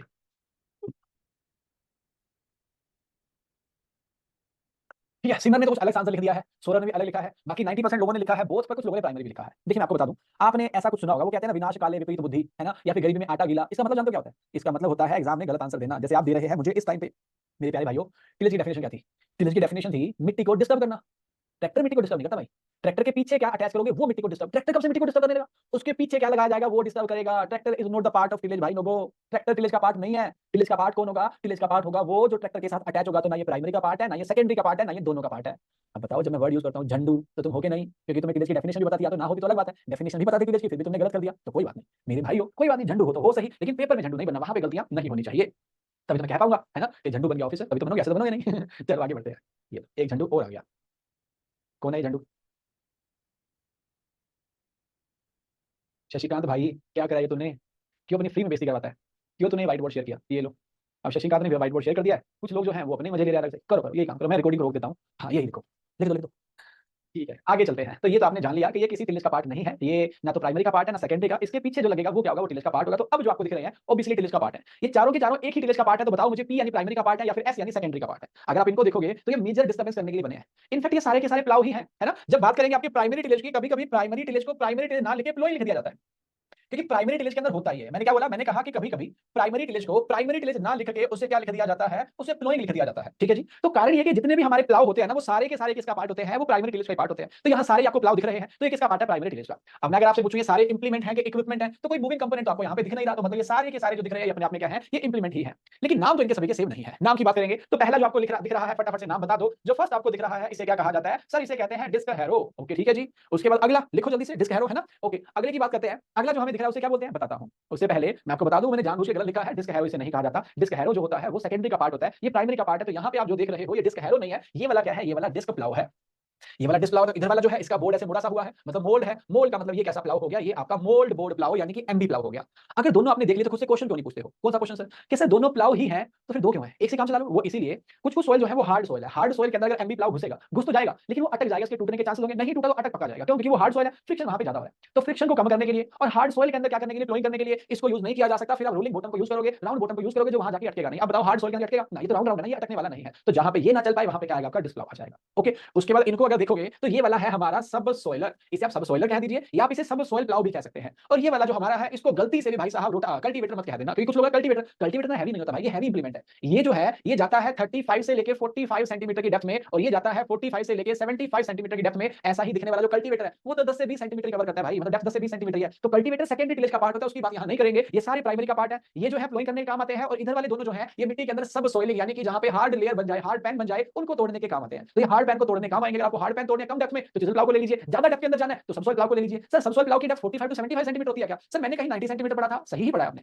जनरल डेप्थ जो है सबसॉइलर की वो 45 टू 75 होती है, लेकिन अगर मैक्सिमम डेप्थ कहा जाए, अप टू कहा जाए, जैसे तुम डेली कितना पढ़ते हो 10-12 घंटे, आज एग्जाम आने वाला है जो 10-12 घंटे, पर तुम्हें क्या तुम 10-12 घंटे कितना पढ़ सकते हो, पढ़ने को तुम 16 घंटे पढ़ सकते हो। ऐसे नहीं कह रहा पढ़ो, उतना नहीं पढ़ना चाहिए, लेकिन कभी अगर इमरजेंसी ही हो गई कि पिछले दिन नहीं पढ़ा पेपर है तो 16 घंटे पढ़ लोगे। तो अप टू की बात करेंगे तो 90 सेंटीमीटर है, वरना 45 टू 75 सेंटीमीटर तक ये करता है। नाम बता दिए, प्राइमरी टिलेज का पार्ट है, आपको पहले बता दिए, सारे के सारे इंप्लीमेंट आप लोग जानते हो। आगे चलते हैं। अच्छा एक बात रह गई है, एक बात ये कि ये जो प्लाव है, ये प्लाव तो आपको पूरा साल यूज करने पड़ते हैं। जैसे खेत आपका खाली पड़ा हुआ है, वीड ग्रो हो गए हैं, आप क्या बोलोगे, प्लोइंग कर दो। वीड पड़े हुए भाई तो आपको प्लोइंग करनी पड़ेगी। या फिर आपके केस में क्या होगा, जैसे एग्जांपल लेते हैं, खेत में क्या हो रहा है, खेत के अंदर आपने हार्वेस्टिंग कर ली है, हार्वेस्टिंग करने के बाद वहां पे डंठल खड़े हुए हैं, आप क्या बोलोगे, प्लोइंग कर दो। या फिर मुझे क्या करना है, मुझे सोइंग करनी है, या फिर अगले सीजन की तैयारी करनी है, तैयारी के लिए आप क्या बोलोगे, प्लोइंग कर दो। तो प्लोइंग हुआ है जो पूरा साल रिपीट होती है, वो ऑपरेशन जो पूरा साल रिपीट होते हैं उनको कहा जाता है क्या, उनको कहा जाता है ईयर राउंड टिलेज। क्या कहा जाता है, ईयर राउंड टिलेज। तो ध्यान रखिएगा, ईयर राउंड का मतलब जो पूरा साल हो। जैसे आजकल हम पॉली हाउस लगाते हैं, तो पॉली हाउस के अंदर अब सीजन हो ना हो पूरा साल प्रोडक्शन होता रहता है, तो उसको ईयर राउंड प्रोडक्शन कहा जाता है। ऐसे हमारे घर वालों ने झूठ बोला हमसे, कहा बेटा 10th क्लास में अब पढ़ ले, बस इतना ही पढ़ना पड़ेगा, इसके बाद तो जिंदगी आसान है। फिर वही झूठ हमें कह दिया 12वीं क्लास के अंदर, और फिर सेम कहा। मेरे पापा ने सच में ऐसा कहा जब मैं बीएससी करने जा रहा था, बोला बेटा जो 4 साल कॉलेज की उम्र होती है ना, ये तलवार पे चलने जैसी होती है, थोड़ा डगमगाया तो जिंदगी खराब हो जाएगी। मैंने कहा पापा यही बात आपने सेम 10वीं में कही थी, 12वीं में कही थी, अब मैं नहीं मान रहा, है ना। तो ये मेरी कहानी नहीं सबकी है। कॉलेज के 4 सालों में कोई नहीं पढ़ता, फिर मस्ती करने सब चले जाते हैं, तभी जाके कोचिंग आना पड़ता है। तो स्टडी भी ऐसी ही है जो आपको पूरा साल करनी पड़ेगी। तो जो पूरा साल करते हो ईयर राउंड हो जाती है। टिलेज है तो ईयर राउंड टिलेज, प्रोडक्शन है तो ईयर राउंड प्रोडक्शन, और अगर स्टडी है तो ईयर राउंड स्टडी हो जाती है। तो वो तो हो गए वो जिनको तुम पूरा साल यूज करोगे। बट क्या सब सोलर या चिजल प्लाव को तुम पूरा साल यूज करोगे, नहीं। तो क्या साल में एक बार यूज कर लो, नहीं। साल में कितनी बार, साल में मत करो। तो याद रखिएगा इस बात को, सब सोइल या चिजल प्लाव डिपेंड करता है सोइल कंडीशन पे, पर इनको यूज किया जाता है once in 3 to 5 years. Sandy soil है तो 5 साल बाद करो, क्ले सोइल है तो हार्ड पैन जल्दी बन जाएंगे 3 साल बाद करो। सो चिजल प्लाव और subsoiler will be used to break hard pan once in 3 to 5 years. ठीक है जी। जनरली 3 साल लिखा जाता है इसके लिए, पर वो तो जनरली है ना, बिकॉज़ सोइल जो है कंपैक्शन वो डिपेंड करेगा। अगर सैंड कंटेंट ज्यादा होगा, राजस्थान में मिट्टी कंपैक्ट नहीं हो रही है बिकॉज़ वहां सैंड कंटेंट ज्यादा है, और जहां क्ले ज्यादा होगा वहां क्या कंपैक्शन जल्दी हो जाएगा। तो 3 से 5 साल में एक बार यूज से कर लेंगे। आगे चलते हैं। आगे अगर देखेंगे तो आपको सारे क्या दिख रहे हैं, इंप्लीमेंट दिख रहा है क्या, नहीं यार। इसके अंदर मूविंग कंपोनेंट है, इसके अंदर मूविंग कंपोनेंट है, तो ये अपने आप इंप्लीमेंट नहीं है, लेकिन वो तो इंप्लीमेंट ही है ना। सर इसमें भी तो मूविंग कंपोनेंट है, नहीं इसमें तो मूविंग नहीं है यार, वो राउंड बॉटम है अलग बात है, लेकिन वो मूविंग थोड़ी तो घूमेगा बिकॉज़ उसकी शेप ऐसी है, वरना मूविंग थोड़ी है इसके अंदर कुछ। तो इनको इंप्लीमेंट माना जाएगा, लेकिन यहां पे मूविंग कंपोनेंट है। ओके पार्ट किसका है, प्राइमरी का सेकेंडरी का, तो तुम पीएस लिख के बता दो ये प्राइमरी टिलेज का पार्ट है तो सेकेंडरी टिलेज का पार्ट है। तो टिलेज की बात करेंगे तो ऑब्वियसली आप सही समझेंगे, ये माइनर टिलेज के लिए बने हुए हैं। तो ये सारे के सारे जो आपको दिख रहे हैं ये किसका पार्ट है, ये सारे के सारे जो आप दिख रहे हैं सेकेंडरी टिलेज का पार्ट है। लेकिन हाँ जो चौथी फोटो है वो एक्सेप्शन है, क्योंकि वो प्राइमरी और सेकेंडरी दोनों का है। तो रोटावेटर आपको जो दिख रहा है वो प्राइमरी प्लस सेकेंडरी दोनों का है, बट बाकी सारे जो है वो किसका पार्ट है, सेकेंडरी टिलेज का पार्ट है। ओके अब नाम रह गए। तो पिछला तुमने ऐसा ऐसा गोल गोल जो देखा था उसको तुमने डिस्क प्लाव कहा था, जो प्राइमरी टिलेज का पार्ट था, लेकिन ये वाला सेकेंडरी टिलेज का पार्ट है, इसे क्या बोलोगे, डिस्क हैरो बोलोगे। डिस्क हैरो की बात करते हैं तो डिस्क हैरो के अंदर गैंग एंगल होता है। गैंग एंगल क्या होता है, वो वाली गैंग नहीं जो आपने सुनी हुई है, इधर गैंग एंगल है। देखो गैंग एंगल को समझने के लिए ना आपको अपना दिमाग चलाना पड़ेगा। कैसे चलाना पड़ेगा, इमेजिनेशन के अंदर इसको ट्रैक्टर के साथ अटैच कर दो, कर दिया। अब इसको चलाना शुरू करो मिट्टी के अंदर, चलाओ बताओ क्या हो रहा है। सर हो क्या रहा है, जो बड़े बड़े क्लोड्स पड़े हैं वो कटते जा रहे हैं, मिट्टी को काट रहा है, यही हो रहा है। अच्छा काम करते हैं, इसके अंदर जो गैंग एंगल होता है ना वो हमें फैसिलिटी देता है, आराम से समझिएगा। ये जो पीछे डिस्क है 1 2 3 4 5 6 7 8 डिस्क है, शायद 8 पीछे है 8 ही आगे है। तो ये पैरेलल जुड़ी हुई है, मतलब ये सीधी है ये भी सीधी है, इसको मैं ऐसे कर देता हूं, ये सीधी ऐसे। पर पर गैंग एंगल आपको परमिशन देता है कि आप डिस्क को ऐसे ऐसे कर सकते हो। अब पहले तो डिस्क ऐसे चल रही है, आगे ट्रैक्टर खींच रहा है, लेकिन अब मैंने एंगल को बढ़ा दिया है, इस तरह से कर दिया है। जरा आराम से सोच के बताओ, ये डिस्क ऐसे स्ट्रेट है, ये वाली टेढ़ी हो गई है, डिस्टर्बेंस पहले से घटेगी या बढ़ेगी? इंक्रीज होगी या डिक्रीज होगी? डिस्टर्बेंस की बात कर रहा हूं। पहले वो एकदम स्ट्रेट चल रही थी, ऐसे क्या हो जाएगा, टेढ़ी हो गई तो डिस्टर्बेंस बढ़ेगी या घटेगी? ऑब्वियसली आप ठीक बोल रहे हैं, डिस्टर्बेंस इंक्रीज होगी, बिकॉज़ जब स्ट्रेट चल रहा है तो बस कट करता जा रहा है। लेकिन जब ऐसे कराना तो अब क्या है, वो इधर जाना चाह रहा है, ये वाला आगे जाना चाह रहा है, तो अपोजिट डायरेक्शन में जाएंगे तो डिस्टर्बेंस होगी। जैसे तुम और तुम्हारा फ्रेंड ऐसे हाथ रखा उसके कंधे के ऊपर और एक ही साइड जा रहे हो, पर वो तुमसे नाराज हो गई है, वो उधर जा रही है, बोला मुझसे बात मत करना, तुमने अगेन पकड़ लिया है ना, दो बार को बोला नहीं जाने दूंगा, तो वो इधर तुम इधर, डिस्टर्बेंस तो ज्यादा होगी ना यार। वैसे ही तुमने यहाँ कर दिया, डायरेक्शन चेंज कर दिया, गैंग एंगल बढ़ा दिया। तो याद रखिएगा, गैंग एंगल जो होता है वो किसके अंदर होता है, डिस्क एरो के अंदर, और जो आपका डिस्क और टिल्ट एंगल होता है वो किसके अंदर होता है, आपका जो डिस्क और टिल्ट एंगल है वो होता है डिस्क फ्लाउ के अंदर। होता क्या बता देता हूं, देखिए ये जो डिस्क है ना गोल गोल पीछे जहां पे जुड़ी हुई है उसे कहा जाता है डिस्क स्टैंडर्ड। जहां ये जुड़ी हुई है, डिस्क स्टैंडर्ड पे जुड़ने के बाद जो एंगल ये बनाती है उसे डिस्क एंगल कहा जाता है, बिकॉज़ डिस्क जुड़ी हुई है, डिस्क एंगल बना रही है, तो डिस्क एंगल उसे कहा जाएगा जो अपने आप में कितना होता है आप बता दो। डिस्क एंगल जो है 40 से 42 या 40 से 45 लिखा जाता है, तो 40 से 45 डिग्री सेंटीग्रेड, सेंटीग्रेड नहीं टेंपरेचर थोड़ी है, 40 टू 45 डिग्री जो होता है वो क्या होता है, डिस्क एंगल होता है। लेकिन अगर ध्यान से देखोगे तो ये जो डिस्क आपको दिख रहा है, ध्यान से नोटिस करना, ये जो डिस्क एकदम सीधी लगी हुई है, पर इनको देखोगे ये सीधी है डिस्क ना, ये थोड़ी सी टिल्ट हो रखी है, देख रहे हो यहाँ पे, ये थोड़ी मुड़ी सी है, वो मुड़ी तो सीधी है, तो ये मुड़ने पर टिल्ट एंगल बनाती है, जो कितना होता है, जो अपने आप में 20 से 25 डिग्री होता है, या फिर 15 से 25 भी लिखा जाता है। तो 20 से 25 डिग्री जो है वो टिल्ट एंगल होता है, 20 से सॉरी 20 से 25 तो टिल्ट एंगल, 40 टू 45 होता है वो क्या होता है, डिस्क एंगल होता है। तो टिल्ट और डिस्क एंगल डिस्क फ्लाउ के अंदर होते हैं, जबकि गैंग एंगल जो है वो किसके अंदर होता है, वो होता है डिस्क हैरो के अंदर। सर ये कितना होता है, इसकी रेंज नहीं है आजकल तो डिस्क हैरो के नाम पे ऑफसेट डिस्क हैरो भी आ गया, हर किसी के अंदर अलग अलग होता है, क्योंकि हम उसे एडजस्ट कर सकते हैं ना यार। तो डिस्क हैरो बस इतना याद रखो कि यहाँ पे गैंग एंगल होता है, और हैरो वर्ड आपको दो शब्द कहीं पे दिख जाए, एक आपको दिख जाए हैरो और दूसरा आपको दिख जाए कल्टीवेटर। तो हैरो और कल्टीवेटर याद रखिएगा सेकेंडरी का पार्ट होंगे, और अगर आपको प्राइमरी कहीं पे दिख गया तो प्राइमरी जो है वो किसका पार्ट होगा, वो होगा जी आपका, सॉरी प्राइमरी नहीं है, हैरो और कल्टीवेटर कहीं दिखा तो सेकेंडरी का पार्ट है, और प्लाउ कहीं पे दिख गया तो वो किसका पार्ट होगा, प्राइमरी का पार्ट होगा। तो डिस्क हैरो है, डिस्क हैरो जो है सेकेंडरी का पार्ट हो गया। स्क्रैपर इसे हम लोग क्या बोलते हैं अपनी लोकल लैंग्वेज के अंदर, बताओ इसे क्या बोलते हैं, स्क्रैपर को हमारे यहाँ पे इसे कराहा बोल देते हैं, है ना, कराहा, क्योंकि ये मिट्टी क्या करेगा, बराबर कर देगा। क्या चुप बोलते हैं इसे, पाखी बोलते हैं, ठीक बात है जी, जो भी बोलते हैं लेवल कहा जा सकता है, कोई दिक्कत वाली बात नहीं है। तो बेसिकली मिट्टी को लेवल करेगा, तो ज्यादा डिस्टर्बेंस थोड़ी कर रहा है, लेवल तो कर रहा है, तो सेकेंडरी का पार्ट हो गया। उसके बाद इसकी बात मैंने अभी करी, रोटावेटर क्या वो चलते हुए दिखाई दे रहा, प्राइमरी सेकेंडरी दोनों का पार्ट है, यस और नो। हाँ, उसके बाद लेजर लेवलर को समझ लेते हैं। देखिए एक तो था नॉर्मल लेवलर, ऐसा अगर आपने नहीं देखा तो पक्का आपने वो देखा होगा जो लकड़ी के दो बड़े बड़े होते हैं, मोटे मोटे हैवी, जिसे हमारे इधर पंजाबी में स्वागा कहते हैं, तुम्हारे हिंदी में से पाटा कहते होंगे, पाटा कहते हैं, वो लकड़ी वाला होता है, लकड़ी वाला है ना, तो मोटी दो लकड़ियां हैं जिसे स्वागा या पाटा कहा जाता है, बेसिकली लेवलर का काम करता है। वो क्या करता है, लेवल करता है। हाँ, पटला भी कहा जाता है, पाटा भी कहा जाता है, पटेला भी कहा जाता है, स्वागा हमारे पंजाबी में कहते हैं उसे। तो वो कहता है लैंड को लेवल करने का काम करता है। लेकिन आपको क्या लगता है वो जो लेवलर होता है या फिर ये जो आपका स्क्रैपर है, ये लैंड को एकदम बढ़िया तरीके से लेवल कर देते हैं। जैसे मान लो ये मेरा खेत है और इस खेत में से यहाँ से मेरे पास पानी आना है, यहाँ से अगर पानी आएगा तो इस साइड मूव करेगा, तो मैं चाहता हूँ कि पानी आराम आराम से मूव करके यहाँ तक पहुंच जाए, एंड तक प्रॉपर डिस्ट्रीब्यूट हो जाए। तो क्या मानते हो जब मैंने स्क्रैपर से या फिर आपका जो पाटा है उससे लेवलिंग करी है, तो क्या प्रॉपर्ली पानी सही तरीके से पहुंच जाएगा, प्रॉपर्ली तो नहीं पहुंचेगा, है ना। कहीं पे थोड़ा उठा हुआ लेवल है तो वहां पानी कम होगा, कहीं थोड़ा नीचे लेवल हो गया तो वहां पानी क्या हो जाएगा, ज्यादा हो जाएगा, यही तो होगा। तो इस प्रॉब्लम को दूर कैसे किया जाए, इस प्रॉब्लम को दूर किया जाए कैसे, लेजर लैंड लेवलर से। अभी लेजर लैंड लेवलर क्या होता है बताता हूं। लेजर लैंड लेवलर की बात करेंगे तो लेजर लैंड लेवलर जो है ना वो एक लेवलर है, लेकिन वो आता है 360 डिग्री एंगल कैमरा के साथ। ये जो कैमरा 360 डिग्री समझते हो ना यार, हाँ, अगर मेरा फोन का कैमरा भैया यूं घूम जाएगा तो ये 360 डिग्री देख पा रहे हैं, है ना। तो इस पे 360 डिग्री एंगल कैमरा लगा होता है। ये कैमरा क्या करता है, आप इसको इंस्ट्रक्शन दीजिए, बिकॉज़ इसे लेजर लैंड लेवलर कहा जाता है, पर इसे कंप्यूटराइज कराहा भी कह देते हैं। कंप्यूटराइज क्यों, बिकॉज़ कंप्यूटर टेक्नोलॉजी का इसको इंस्ट्रक्शन दे दो कि इस लैंड पे आपको 0.1% का 0.2 0.5 1% जितने परसेंट का स्लोप चाहिए, जिधर से जिस तरह चाहिए बस इंस्ट्रक्शन दे दो। उसके बाद ये ऑटो एडजस्टेबल है, जैसे आपका एसी लगा होता है घर में, एसी का टेंपरेचर सेट कर दो 20 22 24 25 जो भी कर दिया, उसके अंदर छोटा सा रूम है ना तो अपने आप एसी बंद होता है बीच बीच में, क्यों जाता है, बिकॉज़ वो कूलिंग प्रॉपर कर देते हैं ना, तो सेंसर से बताते हैं कि भैया 24 डिग्री हो गया, बंद हो जा, तो वो ऑटोमेटिकली टेंपरेचर को एडजस्ट कर रहा है। इसीलिए इसका जो कैमरा है ना वो ऑटोमेटिकली मिट्टी को कहीं से उठा लेता है, कहीं गिराता है, जैसा आपने इंस्ट्रक्शन दिया है एक्जेक्टली वैसा ही क्या कर देगा भाई लोगों, वैसा ही आपको लेवलिंग करके दे देगा। लेजर लैंड लेवल करेगा, फायदा क्या होगा, फायदा ये होगा कि इससे वाटर का इक्वल डिस्ट्रीब्यूशन होगा, तो ना पानी कहीं कम जाएगा ना पानी ज्यादा जाएगा, इक्वल डिस्ट्रीब्यूशन होने से पानी का वेस्टेज बच जाएगा, और इक्वल डिस्ट्रीब्यूशन होने से आपकी जो प्रोडक्टिविटी है वो क्या हो जाएगी, इंक्रीज हो जाएगी। तो आप अगर पंजाब में आएंगे तो आप देखेंगे यहाँ पे बहुत सारे फार्मर हैं जो क्या कर रहे हैं, पंजाब और हरियाणा दोनों के अंदर, वैसे यूपी में कहीं है लेकिन पंजाब हरियाणा बहुत यूज हो रहा है, तो वो क्या कहते हैं लेजर लैंड लेवल से अपनी लैंड को पहले लेवल करते हैं, उसके बाद उनको अच्छा रिजल्ट मिलता है।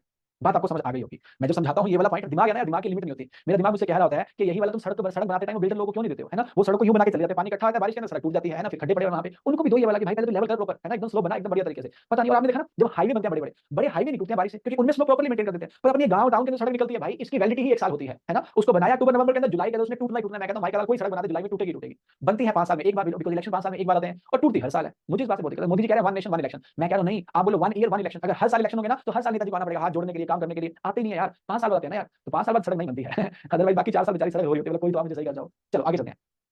सर ये सारे इक्विपमेंट को जो बड़े पैमाने पे खेती कर रहे हैं वो फार्मर यूज कर सकते हैं ना, स्मॉल, अच्छा ठीक है। देखो इसके ये अच्छा क्वेश्चन है, किसी ने पूछा इसको, अब देखो ना, चलो ये तो फिर भी सस्ता इक्विपमेंट है, 50-60 का मिल जाएगा, पर ये तो यार 1.5 लाख से 3 लाख के बीच में ना यार, 1.5 से 3 लाख लगाना फार्मर के लिए, स्मॉल मार्जिनल फार्मर के लिए पॉसिबल नहीं है। तो इसीलिए एक कांसेप्ट चल रहा है पिछले 7-8 सालों से, काफी फेमस हो रहा है, सीएचसी कस्टम हायरिंग सेंटर। यहाँ पे इंप्लीमेंट जो है वो रेंट बेसिस पे मिलते हैं कि तुम इसे 3 लाख का ले तो नहीं सकते हो, लेकिन 5,000 रुपए ले दे के 2 दिनों के लिए रेंट पे तो ले सकते हो ना यार, तो ले लो, है ना, ये तो स्मॉल मार्जिनल फार्मर कर सकता है। तो हाँ, वो इसे बाय नहीं कर सकता, इसीलिए फार्म मैकेनाइजेशन को बढ़ाने के लिए एफपीओ के थ्रू जो नाबार्ड है वो सीएचसी कस्टम हायरिंग सेंटर को प्रमोट कर रहा है। कल सुबह मेरी करंट अफेयर्स वाली क्लास है, वहां पे सीएचसी का जिक्र आएगा, उसको देखिएगा, आपको काफी कुछ समझ आएगा उसमें। तो सीएचसी से हम कहते हैं रेंट से ले सकते हैं, जैसे आपको कार से कहीं जाना है पर आपके साथ तो नहीं है, तो क्या तुम ओला उबर ले सकते हो, हाँ 100 रुपए के अंदर तो पहुंचा देगा यहाँ। तो जैसे ओला या उबर से गाड़ी रेंट करते हो वैसे इंप्लीमेंट को रेंट किया जा सकता है। बस बात ये कि मुझे गांव में कहीं जाना हो तो ओला उबर की सर्विस वहां पे नहीं है, वैसा ही कस्टम हायरिंग सेंटर होने भी चाहिए। तो हाल फिलहाल उतनी ज्यादा नहीं है, लेकिन डे बाय डे स्प्रेड होते जा रहे हैं, बिकॉज़ इन पे सब्सिडी मिल रही है, लेकिन लोगों को अवेयरनेस कम है, इसके अंदर इंटरेस्ट कम है। लेकिन आफ्टर 5 इयर्स लोगों का इंटरेस्ट बहुत होगा मैकेनाइजेशन के अंदर, हर कोई रेंट पे लेना चाहेगा, तो आपके जैसे लोग फिर क्या करेंगे, अपने एरिया में कस्टम हायरिंग सेंटर खोलेंगे, नाबार्ड से सब्सिडी लेके आप भी पैसा कमाएंगे और फार्मर को भी क्या होगा, उससे प्रॉफिट होगा। ठीक है, ओके आगे चलते हैं। अगला जो आप देख रहे हैं ये सारी की सारी क्या है, ये सारी की सारी सीड ड्रिल है। ये नॉर्मल सीड ड्रिल है, ये सीड कंफर्टी ड्रिल है, वो वाली जीरो ड्रिल है। ये वाला तो बहुत खुश कर देगा आपको। सर खुश कैसे करेगा बताओ जरा, इसका नाम क्या है, इसके नाम में खुशी छुपी हुई है। खुशी छुपी है सर, ये कैसा नाम है इसका? हाँ, इसका नाम ही हैप्पी सीडर है भाई, इसके नाम ही हैप्पी हैप्पी लगा हुआ है। तो वो सीडर है, वो सी कंफर्टेड है, जीरो टिल्डे, ये वाला तो मैंने आपको बताया, ये बड़ा ही खुश है ना? ये क्या है? ये हैप्पी सीडर है। अब ये अलग-अलग तरह के सीडर क्या फटाफट से बोलूंगा यार, ध्यान से सुन लेना बिकॉज़ आगे वाला पार्ट भी कवर करना है ना। पहले हमने इनोवेट किया सीड ड्रिल को और सीड सोइंग करना शुरू कर दिया, लेकिन बाद में हमें समझ आया कि सीड की सोइंग तो हम कर रहे हैं, लेकिन सीड के साथ-साथ हमें क्या डालने होते हैं? फर्टिलाइजर भी डालने होते हैं। तो हमने सीड और फर्टिलाइजर की मिक्सिंग करके डालना शुरू कर दिया, लेकिन दिक्कत ये आई कि कहीं पे तो अकेले सीड चले जा रहे थे, कहीं अकेला फर्टिलाइजर चला जा रहा था, कहीं दोनों तो गए लेकिन फर्टिलाइजर की क्वांटिटी ज़्यादा चली गई, तो ठीक काम नहीं कर रहा था। तो फिर हमने सीड कम फर्टी ड्रिल को निकाला, जिसमें एक बॉक्स ना के ऊपर दो बॉक्स होते थे, इधर एक इधर दूसरा, तो एक में सीड जाता था, एक में फर्टिलाइजर, पाइप भी अलग-अलग जा रही थी। तो इसका मैकेनाइजेशन, इसका सिस्टम ऐसा था कि ऊपर जाता था सीड, नीचे जाता था फर्टिलाइजर, तो जैसे ही सीड जर्मिनेट करेगा, जड़ें निकलेगी, नीचे क्या होगा? वहां पे उसको फर्टिलाइजर मिल जाएगा, सीड कम फर्टी ड्रिल। लेकिन जब ये आया तब तक कांसेप्ट आ गया किसका? जीरो टिलेज का। तो जीरो टिलेज के कांसेप्ट आ जाने से ये सक्सेसफुल नहीं रहा, तो फिर हमने क्या कर दिया? जीरो टिल ड्रिल को ले आए। लेकिन जीरो टिल ड्रिल में आप सोइंग तो कर देते हो, लेकिन बीड खड़े रह जाते हैं, स्ट्रो वहां खड़ा रह जाता है। तो हमें कोई ऐसा सीड चाहिए था जो चले और साथ-साथ स्ट्रो को भी काटता जाए। तो फिर वहां पे कौन आ गया? आपका हैप्पी सीडर आ गया। मेरी रिक्वेस्ट पे क्लास खत्म होने के बाद वीडियो जरूर देखिएगा, जीरो टिल ड्रिल का और हैप्पी सीडर का, अच्छे से आप समझेंगे कैसे काम करता है और कैसे ये क्या करता है? श्रेड करता है, स्प्रेड करता है किसको? आपके स्ट्रो को। अब ये बता दो, ये प्राइमरी का पार्ट है कि सेकेंडरी का पार्ट है? बढ़िया बात है। अजीत कह रहा है लाइव देखे हुए हैं, तेरे से बढ़िया बंदा कोई नहीं है, तेरे को टिल बहुत अच्छे समझ आएगा बिकॉज़ तूने लाइव ही देख रखा है ना? ठीक है जी। तो ऑब्वियस सी बात है ये सारे के सारे नो टिलेज तो नहीं है, टिलेज का पार्ट तो है ही। हालांकि नो टिल ड्रिल को या जीरो टिल ड्रिल को टिलेज का पार्ट नहीं माना जाएगा, लेकिन इनकी बात करेंगे तो सीधे थोड़ी बहुत डिस्टर्बेंस तो करता है ना, तो इनको सेकेंडरी का पार्ट माना जाएगा। आगे चलते हैं, अगले नाम तो आप मुझे बताइए, पर उससे पहले फटाफट से लिखो एस या फिर पी। जो आपको सामने दिख रहे हैं, ये सेकेंडरी का पार्ट है या फिर प्राइमरी टिलेज का पार्ट है? क्या लगता है राइट आंसर क्या आएगा?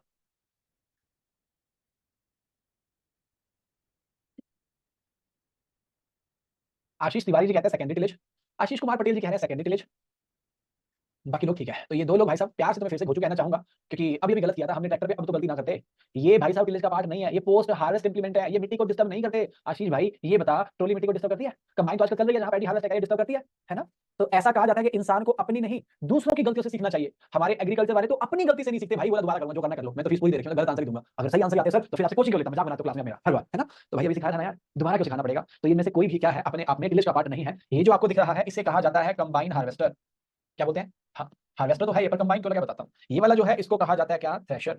ये तो आप सारे जानते ही हो। इसे क्या कहा जाता है जरा चैट के अंदर बताना। ये जो आपको दिख रहा है इसे क्या कहा जाता है? सर रिपेयर कहते हैं? रिपेयर नहीं, रिपेयर नहीं कहते इसे, इसे कुछ और कहते हैं। बताओ बताओ बताओ, आज मैंने लिख दिया तुम्हारे लिए ताकि तुम्हें समझ आ जाए। यस, तो आप ठीक बोल रहे हैं। इसे कहा जाता है रीपर। रीपर का मतलब कटाई करने का मत है ये, है ना? तो आगे की साइड लग जाता है, यूं उसके ब्लेड चलता है, काटता जाता है। तो ये रीपर है, ये वाला थ्रेशर है वो कंबाइन हार्वेस्टर है। इसको तो सारे लोग ही जानते हो, इसे टेलर या फिर ट्रॉली आप कह सकते हो। ओके, बात करते हैं सबसे पहले थ्रेश, पहले प्रोसेस की बात करते हैं। प्रोसेस की बात करेंगे तो दो तरह की प्रोसेस होती है। दो तरह की प्रोसेस का मतलब कैसे हुआ? जब आप किसी क्रॉप को काटोगे तो काटने को हार्वेस्ट कहा जाता है। हार्वेस्टिंग के बाद उसमें थ्रेशिंग करी जाती है और थ्रेशिंग के बाद उसमें क्या किया जाता है? विनोइंग किया जाता है। ये होता क्या? देखो हार्वेस्टिंग तो सारे लोग जानते हो, काटना काटना तो जानते हो ना? फसल की बात कर रहा हूं, है ना? तो फसल की बात करेंगे तो फसल को हम जब काटते हैं तो उसे क्या बोला जाता है? उसे हार्वेस्टिंग कहा जाता है। ठीक है, उसके बाद जब फसल को काट लेते हैं, आप जब राइस को या फिर पैडी को काट लेंगे तो काटने के बाद पूरा प्लांट तो काटोगे, ग्रेन तो उसमें से बाहर निकला, तो ग्रेन को बाहर कैसे निकाला जाएगा? मशीनों से। लेकिन उदाहरण के लिए मैंने पैडी के क्या कर दिया, 50-60 प्लांट से बांध लिया और बांधा ऐसे पकड़ लिया और उसे ड्रम पे मारा। बताओ ड्रम पे मारने से क्या ग्रेन बाहर आएंगे? हाँ बिल्कुल आएंगे। तो उस प्रोसेस को कहा जाएगा थ्रेशिंग। क्या बोलेंगे? थ्रेशिंग कहा जाएगा। लेकिन जब ऐसे पीट रहा हूं, उसे मार रहा हूं, तो क्या कोई थोड़ा बहुत भूसा या फिर कचरा यानी कि chaff, CHA double technical term है, वो जो कचरा है वो उसके साथ चला जाएगा? हाँ चला जाएगा। तो इस कचरे को कैसे साफ करेंगे? सर हमारे गांव में तो ना सर फराटा जो फैन होता है सर वो चला लेते हैं, उसके सामने दाने गिराते हैं, कचरा अपने आप निकल जाता है। उस प्रोसेस को कहा जाता है विनोइंग। तो काटना है हार्वेस्टिंग, दाने बाहर निकालना है थ्रेशिंग, उसमें से कचरे को रिमूव करना है विनोइंग। इसको हार्वेस्टर ना बोल के कंबाइन हार्वेस्टर क्यों बोलते हैं? बिकॉज़ ये हार्वेस्टिंग भी करता है, ये थ्रेशिंग भी करता है और ये विनोइंग भी करता है, इसलिए इसे कंबाइन हार्वेस्टर कहा जाता है। थ्रेशर सिर्फ और सिर्फ क्या करता है? थ्रेशिंग और विनोइंग। विनोइंग भी करता है भाई, है ना? तो थ्रेशर के साथ आजकल विनोइंग भी लगा होगा। अगर आपने थ्रेशर चलते देखा है तो उसके एंड में फैन सा लगा होता है, हवा मार रहा होता है लगातार और नीचे जाली से यूं यूं हिल रही होती है, तो विनोइंग भी कर रहा होता है, लेकिन हार्वेस्टिंग नहीं कर सकता। रीपर ओनली हार्वेस्टिंग करते हैं एंड ट्रेलर तो अलग अलग कामों के लिए लोड कैरी करने के लिए काम आता है। टिलेज का पार्ट कोई भी नहीं है बिकॉज़ ये मिट्टी को डिस्टर्ब नहीं करते हैं। चलिए जी, यहाँ पे आपने इंप्लीमेंट देख लिया, असाइनमेंट आपको याद होगा, अपने सिलेक्शन के लिए करिएगा, मेरे कहने पर बिल्कुल मत करिएगा। तो मैं तो ये कहता हूँ कि ये वाला असाइनमेंट बिल्कुल मत करके आना। सर क्यों ना करके आना? तो करके आना, बिल्कुल मत करके आना। उसका कारण ये क्योंकि माता पिता ने सिखाया कर भला हो भला। तुम अगर ज्यादा पढ़ाई करोगे तो तुम्हारा सिलेक्शन हो जाएगा और तुम्हारा हो गया तो किसी और बच्चे का नहीं हो पाएगा, तो बुरा हो गया उसका। इसलिए तुम बिल्कुल कंप्लीट मत करना ताकि तुम्हारा सिलेक्शन ना हो। तुम्हारा नहीं होगा तभी किसी और का होगा, तो फिर कर भला हो भला, तुम्हारा कभी और हो जाएगा, आज नहीं तो कल नहीं तो परसों, है ना? वो कहते हैं ना आज करे सो काल करे सो परसों। इतनी में क्या बड़ी जल्दी जीना है कई बरसों, तो 5-7 साल में सिलेक्ट हो जाएंगे यार, क्या जल्दी वाली बात है। ठीक है, चलो आगे चलते हैं। अब करना ना करना आप पे है, मैंने तो दोनों बातें बोल दी हैं। पहले मैंने कहा था कर लेना, अब मैं कह रहा हूं मत करना, मेरे वाले जो मर्जी करो, तुम्हारी मर्जी है। ठीक है, आगे चलता हूं। ओके ठीक है महिमा जी। अब क्लियर नहीं बताऊंगा भैया, बोर हो गया, इतनी बार बता दिया, उम्मीद करता हूं तुम्हें समझ आ गया होगा। तुम इसे देखोगे तो कह दोगे कि हाँ सर ये टिलेज ही कर रहा है बंदा। अगर कहोगे तो बता दो मुझे इस इंप्लीमेंट का नाम क्या है? क्या ये प्लाउ है, ये हैरो है, ये कल्टीवेटर है, ये रोटावेटर है या फिर कुछ और है? प्लीज इसका नाम बता दो फिर आगे बढ़ते हैं। नहीं प्राइमरी सेकेंडरी नहीं पूछ रहा, इसका नाम पूछ रहा हूं। हाँ जी, तो ये किसी भी टाइप का प्लाउ नहीं है जी, ये सेकेंडरी टिलेज का पार्ट है, इसे कल्टीवेटर कहा जाता है। अब जिन्होंने देखा हुआ है वो तो जान रहे हैं, कुछ लोग इसे प्लाउ कह रहे हैं, तो प्लाउ तो कोई आइटम ही नहीं होती, या तो चीज़ प्लाउ होता है या सबसॉइल प्लाउ होता है या फिर एमबी प्लाउ होता है, डिस्क प्लाउ, बताओ कौन सा प्लाउ है? है ही ना प्लाउ ये क्या है? कल्टीवेटर है अपने आप में। ठीक है जी, आगे चलते हैं। टिल्थ भी आपको बता दिया था कि टिलेज करने के बाद जो कंडीशन आपको अचीव होती है उसे क्या कहा जाता है? उसे टिल्थ कहा जाता है। आगे चलते हैं, टिलेज की बात अगर करते हैं तो टिलेज की बात करने से पहले एक आगे चलते हैं, अगली बात करने से छोटा सा एग्जांपल देता हूं। ज्यादा घी खाना, ज्यादा का मतलब ये नहीं कि 2 किलो खा लेना, 3 किलो खा लेना एक दिन में। अगर आप 40-50-100 ग्राम घी खा जा रहे हैं, क्या ये हेल्थ के लिए अच्छा है कि बुरा है? इज इट गुड और बैड? घी की बात कर रहा हूं, देसी घी जो अपने आप में एनिमल फैट है, प्लांट फैट नहीं है। इज इट गुड और बैड? ओके, आप इसे जो बोलेंगे मैं आपको बता देता हूं। पहले इसे गुड माना जाता था, दादाजी लोग बहुत सारा घी खाते थे, है ना? मेरे दादाजी मुझे कहा करते थे कि मैं एक दिन में 250 ग्राम घी खा लेता था। पता नहीं वो झूठ बोलते थे कि सच, बट ऐसा वो कहते थे। आपके दादा ने भी कहा होगा, है ना? हो सकता है, पता नहीं है, जो अपने लोग दादाजी बनेंगे तब समझ आएगा कि झूठ बोलते होते हैं वो लोग, सच्ची बात होती है, बिकॉज़ फर्क ही बड़ा हो जाता है ना दादा से पोता का। तो कहते हैं मैं 200-250 ग्राम घी एक दिन में खा जाता था। मैं कहा भाई साहब परिवार के अंदर 10 लोग होंगे, 250 ग्राम एक बंदा खाने लग गया तो 2.5 किलो घी की रिक्वायरमेंट डेली की हो गई, है ना? कितने सांड पालोगे, कितनी भैंसे पालोगे, रिक्वायरमेंट ही पूरी हो पाएगी। तो चलो कोई बात नहीं। तो उस टाइम लोग ऐसा मानते थे घी जो है वो ज्यादा खाना चाहिए। आजकल लोग मान रहे हैं घी ज्यादा नहीं खाना चाहिए, this is bad for health. लेकिन जितना घी से आपको एनर्जी या फैट मिलता है उससे कहीं ज्यादा बर्गर से मिलता है, उससे कहीं ज्यादा फास्ट फूड से मिलता है, लेकिन लोग उसको खा लेते हैं, कच्चा मैदा मोमोज खाए जा रहे हैं। मैं ये वाली बात इसलिए कर रहा हूँ बिकॉज जो चीज कभी अच्छी मानी जाती थी आज वही चीज बुरी मानी जा रही है। आप में से मोस्ट लोगों ने बैड लिखा, गुड नहीं लिखा है ना। गांव में बिल्कुल देसी एनवायरमेंट से हो तो गुड ही लिखोगे, वरना तुम सबने बैड लिखा हुआ है। क्यों लिखा बैड? क्योंकि तुम कमरे लेके रह रहे हो, तुम्हें पीने को दूध तो मिलता नहीं है, घी कहां से खा लेना है। लेकिन घर में 4 भैंस है तो पक्का तुम गुड ही लिखोगे, बिकॉज भैंसों से दूध ज्यादा मिलता है तो घी भाई साहब खुला चलता है घर के अंदर। तो अपनी अपनी मर्जी है। मैंने आपसे वाला एग्जांपल इसलिए लिया बिकॉज घी के लिए आपने गुड और बैड लिखा ना, ऐसे टिलेज वाले केस में पहले माना जाता था कि टिलेज अच्छा होता है, tillage is good for soil. लेकिन मॉडर्न कॉन्सेप्ट में कहा जा रहा है tillage is bad for soil. मैं इशारा क्यों कर रहा हूं? क्योंकि इसमें इतनी सारी टिलेज करी है कि कोई भी प्लांट का रेजिड्यू आपको नहीं दिख रहा है। ये क्लीन टिलेज है, ये पुराना कॉन्सेप्ट है, ये कन्वेंशनल टिलेज है। और यहाँ टिलेज करी ही नहीं है, पिछली क्रॉप के जो स्टबल्स है वो भी आपको यहाँ पे दिख रहे हैं। बोलो दिख रहे हैं कि नहीं दिख रहे हैं? दिख रहे हैं ना। तो ये मॉडर्न टिलेज है। मॉडर्न टिलेज कहता है tillage is bad, conventional tillage कहता है टिलेज इज गुड। तो यहाँ पे रुक के कल अपने शुरू करेंगे इस वाली बात से कि पुराना कॉन्सेप्ट क्यों कहता था टिलेज अच्छी है और नया कॉन्सेप्ट क्यों कहता है टिलेज बुरी है। और ये समझने के बाद फिर अपने आगे चलेंगे और कोशिश करेंगे कि टिलेज को कल के दिन में पूरा करें। ना हो पाया तो परसों तो हो ही जाएगा। कोई डाउट आपको यहाँ तक आ गया हो तो प्लीज पूछ लीजिए। राजस्थान तरफ आज भी कुछ लोग खाते हैं, इतना 200 ग्राम खा जाते हैं कि आजकल मतलब पहले वाली बातें थोड़ी मानने वाली भी है, क्योंकि उसका कारण क्या था? देखो सिंपल सी बात है, समझाता हूं आपको। जब पहले शादियां होती थी तो शादियां आस-पास होती, 10 किलोमीटर में, 20 किलोमीटर में, है ना। क्योंकि पहले हमारे पास व्हीकल्स नहीं थे। पता है कि अगर वाइफ जाना चाहेगी अपने मायके तो साइकिल बिठा के जाना पड़ेगा, है ना। घी खिला खिला के भाई साहब भैंस कर दिया अपनी वाइफ को। अब भैंस को पीछे बिठा के साइकिल चलाओगे एनर्जी बहुत लगेगी, तो उसको 200 ग्राम घी खाना पड़ेगा, बिकॉज़ एनर्जी लगा रहा है वो। आजकल मोटरसाइकिल आ गई है, कार आ गई है, तो भैंस को बिठाया गाड़ी, अच्छा भैंस नहीं मेरी, आप तो बहनें हैं, मैं तो ऐसे हंसाने के लिए ऐसी बातें करता रहता हूं। तो उसको बिठाया गाड़ी में, एक्सरसाइज तो हुई नहीं है। तो आजकल हमारी एक्सरसाइज कम हो गई है। जब हम रनिंग नहीं कर रहे, एक्सरसाइज नहीं कर रहे, वर्किंग आप हैवी नहीं कर रहे, तो फिर आपकी बॉडी को फैट नहीं चाहिए। लेकिन वो लोग बहुत ज्यादा काम करते थे, सब कुछ मैनुअल हुआ करता था कि एक गांव से दूसरे गांव में जाना है तो पैदल ही जाया करते थे। तो 10-10 किलोमीटर पैदल चलना लोगों के लिए नॉर्मल बात थी। आजकल 10 किलोमीटर नहीं चलते, आजकल तो भैया हाथ पे बांधना पड़ता है। वो बता रही तो क्या तुम 700 मीटर ही चले, 1200 मीटर ही चले, तुम्हारे दिल की धड़कन को ये हो गया वो हो गया। टाइम बदल गया ना यार, तो इसलिए वो डाइट भी हमारी चेंज हुई है। हाँ, मैंने वीडियो में देखा था एक बाउल बहुत के उसमें रोटी डिप करके, अच्छा ठीक है, अरे वीडियो यूट्यूब वीडियो में देखा था। YouTube video is all about to fetch views, है ना। यूट्यूब वीडियो ये नहीं होती कि आप सही तरीके, आप खुद बताओ, आप मान रहे हो ना ये वाली बात कि मैं तुम्हें झंडू का कहता हूं तो उसके पीछे मेरी इंटेंशन गलत नहीं होती है, मैं तुम्हें सही रास्ते पर ले जाना चाहता हूं। पर तुम्हें क्या लगता है मैं यूट्यूब पे ये लेक्चर लूं तो वहां झंडू बोलूंगा? हां, क्योंकि वहां पे झंडू लोग हैं, तुम झंडू नहीं हो, तुम्हें प्यार से कहता हूं, वहां सच में झंडू है और उन झंडू को झंडू कहा तो बुरा मान जाएंगे। तो यूट्यूब पे वो दिखाना पड़ता है जो जनता को अच्छा लगे, है ना। जो जनता को सच कड़वा लग जाए वो वाली बात नहीं दिखानी होती है। ठीक है। हाँ, सही बात है, वहां तो मीम बन जाएगी। ट्रू है, चलो ये वाली बात मत करो, फिर मैं थोड़ा इमोशनल होकर भावना बह के किसी की डैश डैश कर दूंगा, बातें कहीं और चली जाएंगी। नहीं। है ना। हाँ यार, मैं फ्लो बह जाता हूँ। क्या करें, जिंदगी ऐसी है। बुरा तो लगता ही है ना, कोई कुत्ता भौंक रहा तो बुरा तो लगता है यार, इंसान है ना, नेचर है। कितना भी गुस्से पे कंट्रोल कर लोगे बुरा तो लगेगा ना यार। रिजल्ट आया अभी ना, सीसे का रिजल्ट आया, एडीओ का रिजल्ट आया। वो जो भौंकने वाला है ना, रिजल्ट के नाम पे एक भी फोटो नहीं डालते, सिंगल फोटो तो डालो, कोई एक तो डालो। चलो एआई मान तो तुम्हारी औकात ही नहीं, कोई एक फोटो तो दिखाओ। रिजल्ट के नाम पे इतने शांत रहते हैं, कोई शॉर्ट वीडियो नहीं डालते। यूं भाई साहब पानी के अंदर जा रहे हैं तो वीडियो डाल रहे हैं, खेत में जा रहे हैं तो वीडियो डाल रहे हैं, रोटी चुरा रहे हैं तो वीडियो डाल रहे हैं। भाई साहब इतनी वीडियो डालते हैं, रिजल्ट के टाइम भी कर डालो। तो देखो ना, रिसेंटली सीसे का रिजल्ट आया परसों, पंजाब वीडियो, हालांकि पंजाब वीडियो तो मैंने भी फोटो नहीं डाली है क्योंकि मेरा फोकस ही नहीं है पंजाब वीडियो, क्योंकि स्टेट एग्जाम है, मेरे फोकस सेंट्रल एग्जाम होते हैं। तो मैंने सीसे में आपको बताया था, मैंने एआई 1 का वीडियो डाल दिया, आपने ये ले भाई तेरे लिए चैलेंज कर दिया, बिकॉज़ सिलेक्शन में तुम कंप्लीट करोगे, एआई 1 से ऊपर नहीं जा सकते ना, वो तो अपने आप में टॉपर हो गया। तो मैं वहां शांत हो गया, पर जनता वहां नहीं बोलती है, यूं बड़ा कुछ बोलने आ जाते हैं ना। They have a different concept, बिना पीपीटी वाली क्लास, है ना। और उसको कितने सारे गधे हैं यार, बिहार कोऑर्डिनेटर के लिए मैं कॉल आते हैं, दे लाइक बिना पीपीटी के पढ़ाओगे क्या? है ना, बिना पीपीटी के वो तो सबसे बढ़िया कांसेप्ट है, आराम आराम से लिखो यहाँ टिलेज, अब बढ़ाओ, है ना। अब खुद सोचो, जब मैंने तुम्हें दिखाया आज कि ये होता है डिस्क लाओ, ये होता है डिस्क एरो, ना दिखाता तो कितने सारे लोगों के कांसेप्ट क्लियर ही ना होते। पर होता पता है क्या, फिर ऐसे लिखवाया जाता कि ये डिस्क लाओ, इसके अंदर टिल्ट एंगल होता है 20 से 25, डिस्क एंगल होता है 40 से 45, कम पढ़ाया जाता, बच्चा खुश हो जाता। पर ये वाली बात सबको समझ नहीं आती, छोड़ो भाई, कोई बात नहीं, है ना। गुस्सा आती है सर, हमको भी गुस्सा आती है देखकर। तुम्हें तो गुस्सा आती है, मुझे तो गुस्सा आता है। सोच मेरे वाला कितना बड़ा होगा, तेरे को तो आती है, छोटा सा क्या होगा। हाँ, कोई लिख रहे मुझे गुस्सा आती है, यूपी वाले लोग ऐसे बोलते हैं, है ना, हमें गुस्सा आती है। हम इधर पंजाब वाले, हमारे इधर आती होती नहीं है, हमारे इधर आ जाता है। खेल हम छोड़ते नहीं है। चलो। हाँ, सही बात है, स्टूडेंट के साथ पिक डालते हैं कि मिलने आए हैं, यही डालते रहते हैं ना। देखो बताओ, स्टूडेंट के साथ पिक्चर डाल रहे हैं भाई साहब, स्टूडेंट के साथ जब सेलेक्ट होगा तब फोटो डालना, फिर तो मजा आएगा। तो ये जिनके साथ पिक डाल रहे हैं ना, इनका भी कुछ नहीं बनना, देख लेना। हालांकि ऐसी बात है कि किसी पीठ पीछे नहीं क्रिटिसाइज करना चाहिए, पर ये जो राजनीति पढ़ते हैं ना, इन बंदा कुछ नहीं होता, इस चक्कर में कभी नहीं पढ़ना चाहिए। वो अलग बात है कि तुम मेरे स्टूडेंट मेरी बात सुन रहे हो, तो अगर तुम्हें लग रहा है कि पास में एंटरटेनमेंट के लिए या फिर लाइट करने के लिए है तो अलग बात है। पर अगर स्पेशल मेरा कोई वीडियो है ना जो ऐसे क्रिटिसाइज करने के लिए, नहीं देखोगे ऐसे वीडियो, ये सिलेक्शन नहीं करवाएंगे, वेस्ट ऑफ टाइम है ये। क्योंकि मेरा भी डेडिकेटेड वीडियो आया था, वो हमारे इंग्लिश वाले सर ने कुछ बोला था, रिप्लाई तो देना था उनको। तो ऐसे वीडियो नहीं देखने चाहिए, क्योंकि आपका टाइम वेस्ट करे, आपके अंदर नेगेटिविटी प्रमोट करते हैं, गुस्सा आपके अंदर लेके आते हैं। तो गुस्सा नेगेटिविटी ऐसे इमोशन है जो आपको बर्बाद कर देते हैं। क्यों कर देते हैं? बिकॉज़ गुस्से के अंदर इंसान सही नहीं सोच पाता, नेगेटिविटी के अंदर सही नहीं सोचता। खुश रहो हमेशा, चीयरफुल स्माइल रखो फेस के ऊपर, पॉजिटिव थॉट रखो। पेपर डिफिकल्ट आएगा देख लेंगे, है ना, कुछ नहीं चक्कर है, बट खुश रहिए हमेशा। खुशी होगी तो ज्यादा आगे जाएंगे लाइफ में, टेंशन होगी तो कुछ नहीं होने वाला। चिंता और चिता एक बराबर है। अच्छा, एमपी की है, ठीक बात है, कोई बात नहीं, कुछ फर्क नहीं पड़ता, सब भारतवासी हैं, एमपी से हो यूपी से, सब एक जैसे ही है। हाँ, चलो शुरू क्या करें, खत्म करें आज के सेशन, वाला शुरू करें। शुरू तो अगला काम करना पड़ेगा। चलो ओवर करते हैं आज के सेशन को, कल मिलेंगे सेम टाइम पे, और धीरे जो कंटिन्यू करते हैं। आने से पहले प्लीज असाइनमेंट कंप्लीट करके आइएगा, बिकॉज़ असाइनमेंट आपके फायदे के लिए आपको काफी सारी बातें सिखा देगा। तो I see you tomorrow at the same time, till then take care, bye bye, have a great evening, जय हिंद, जय भारत।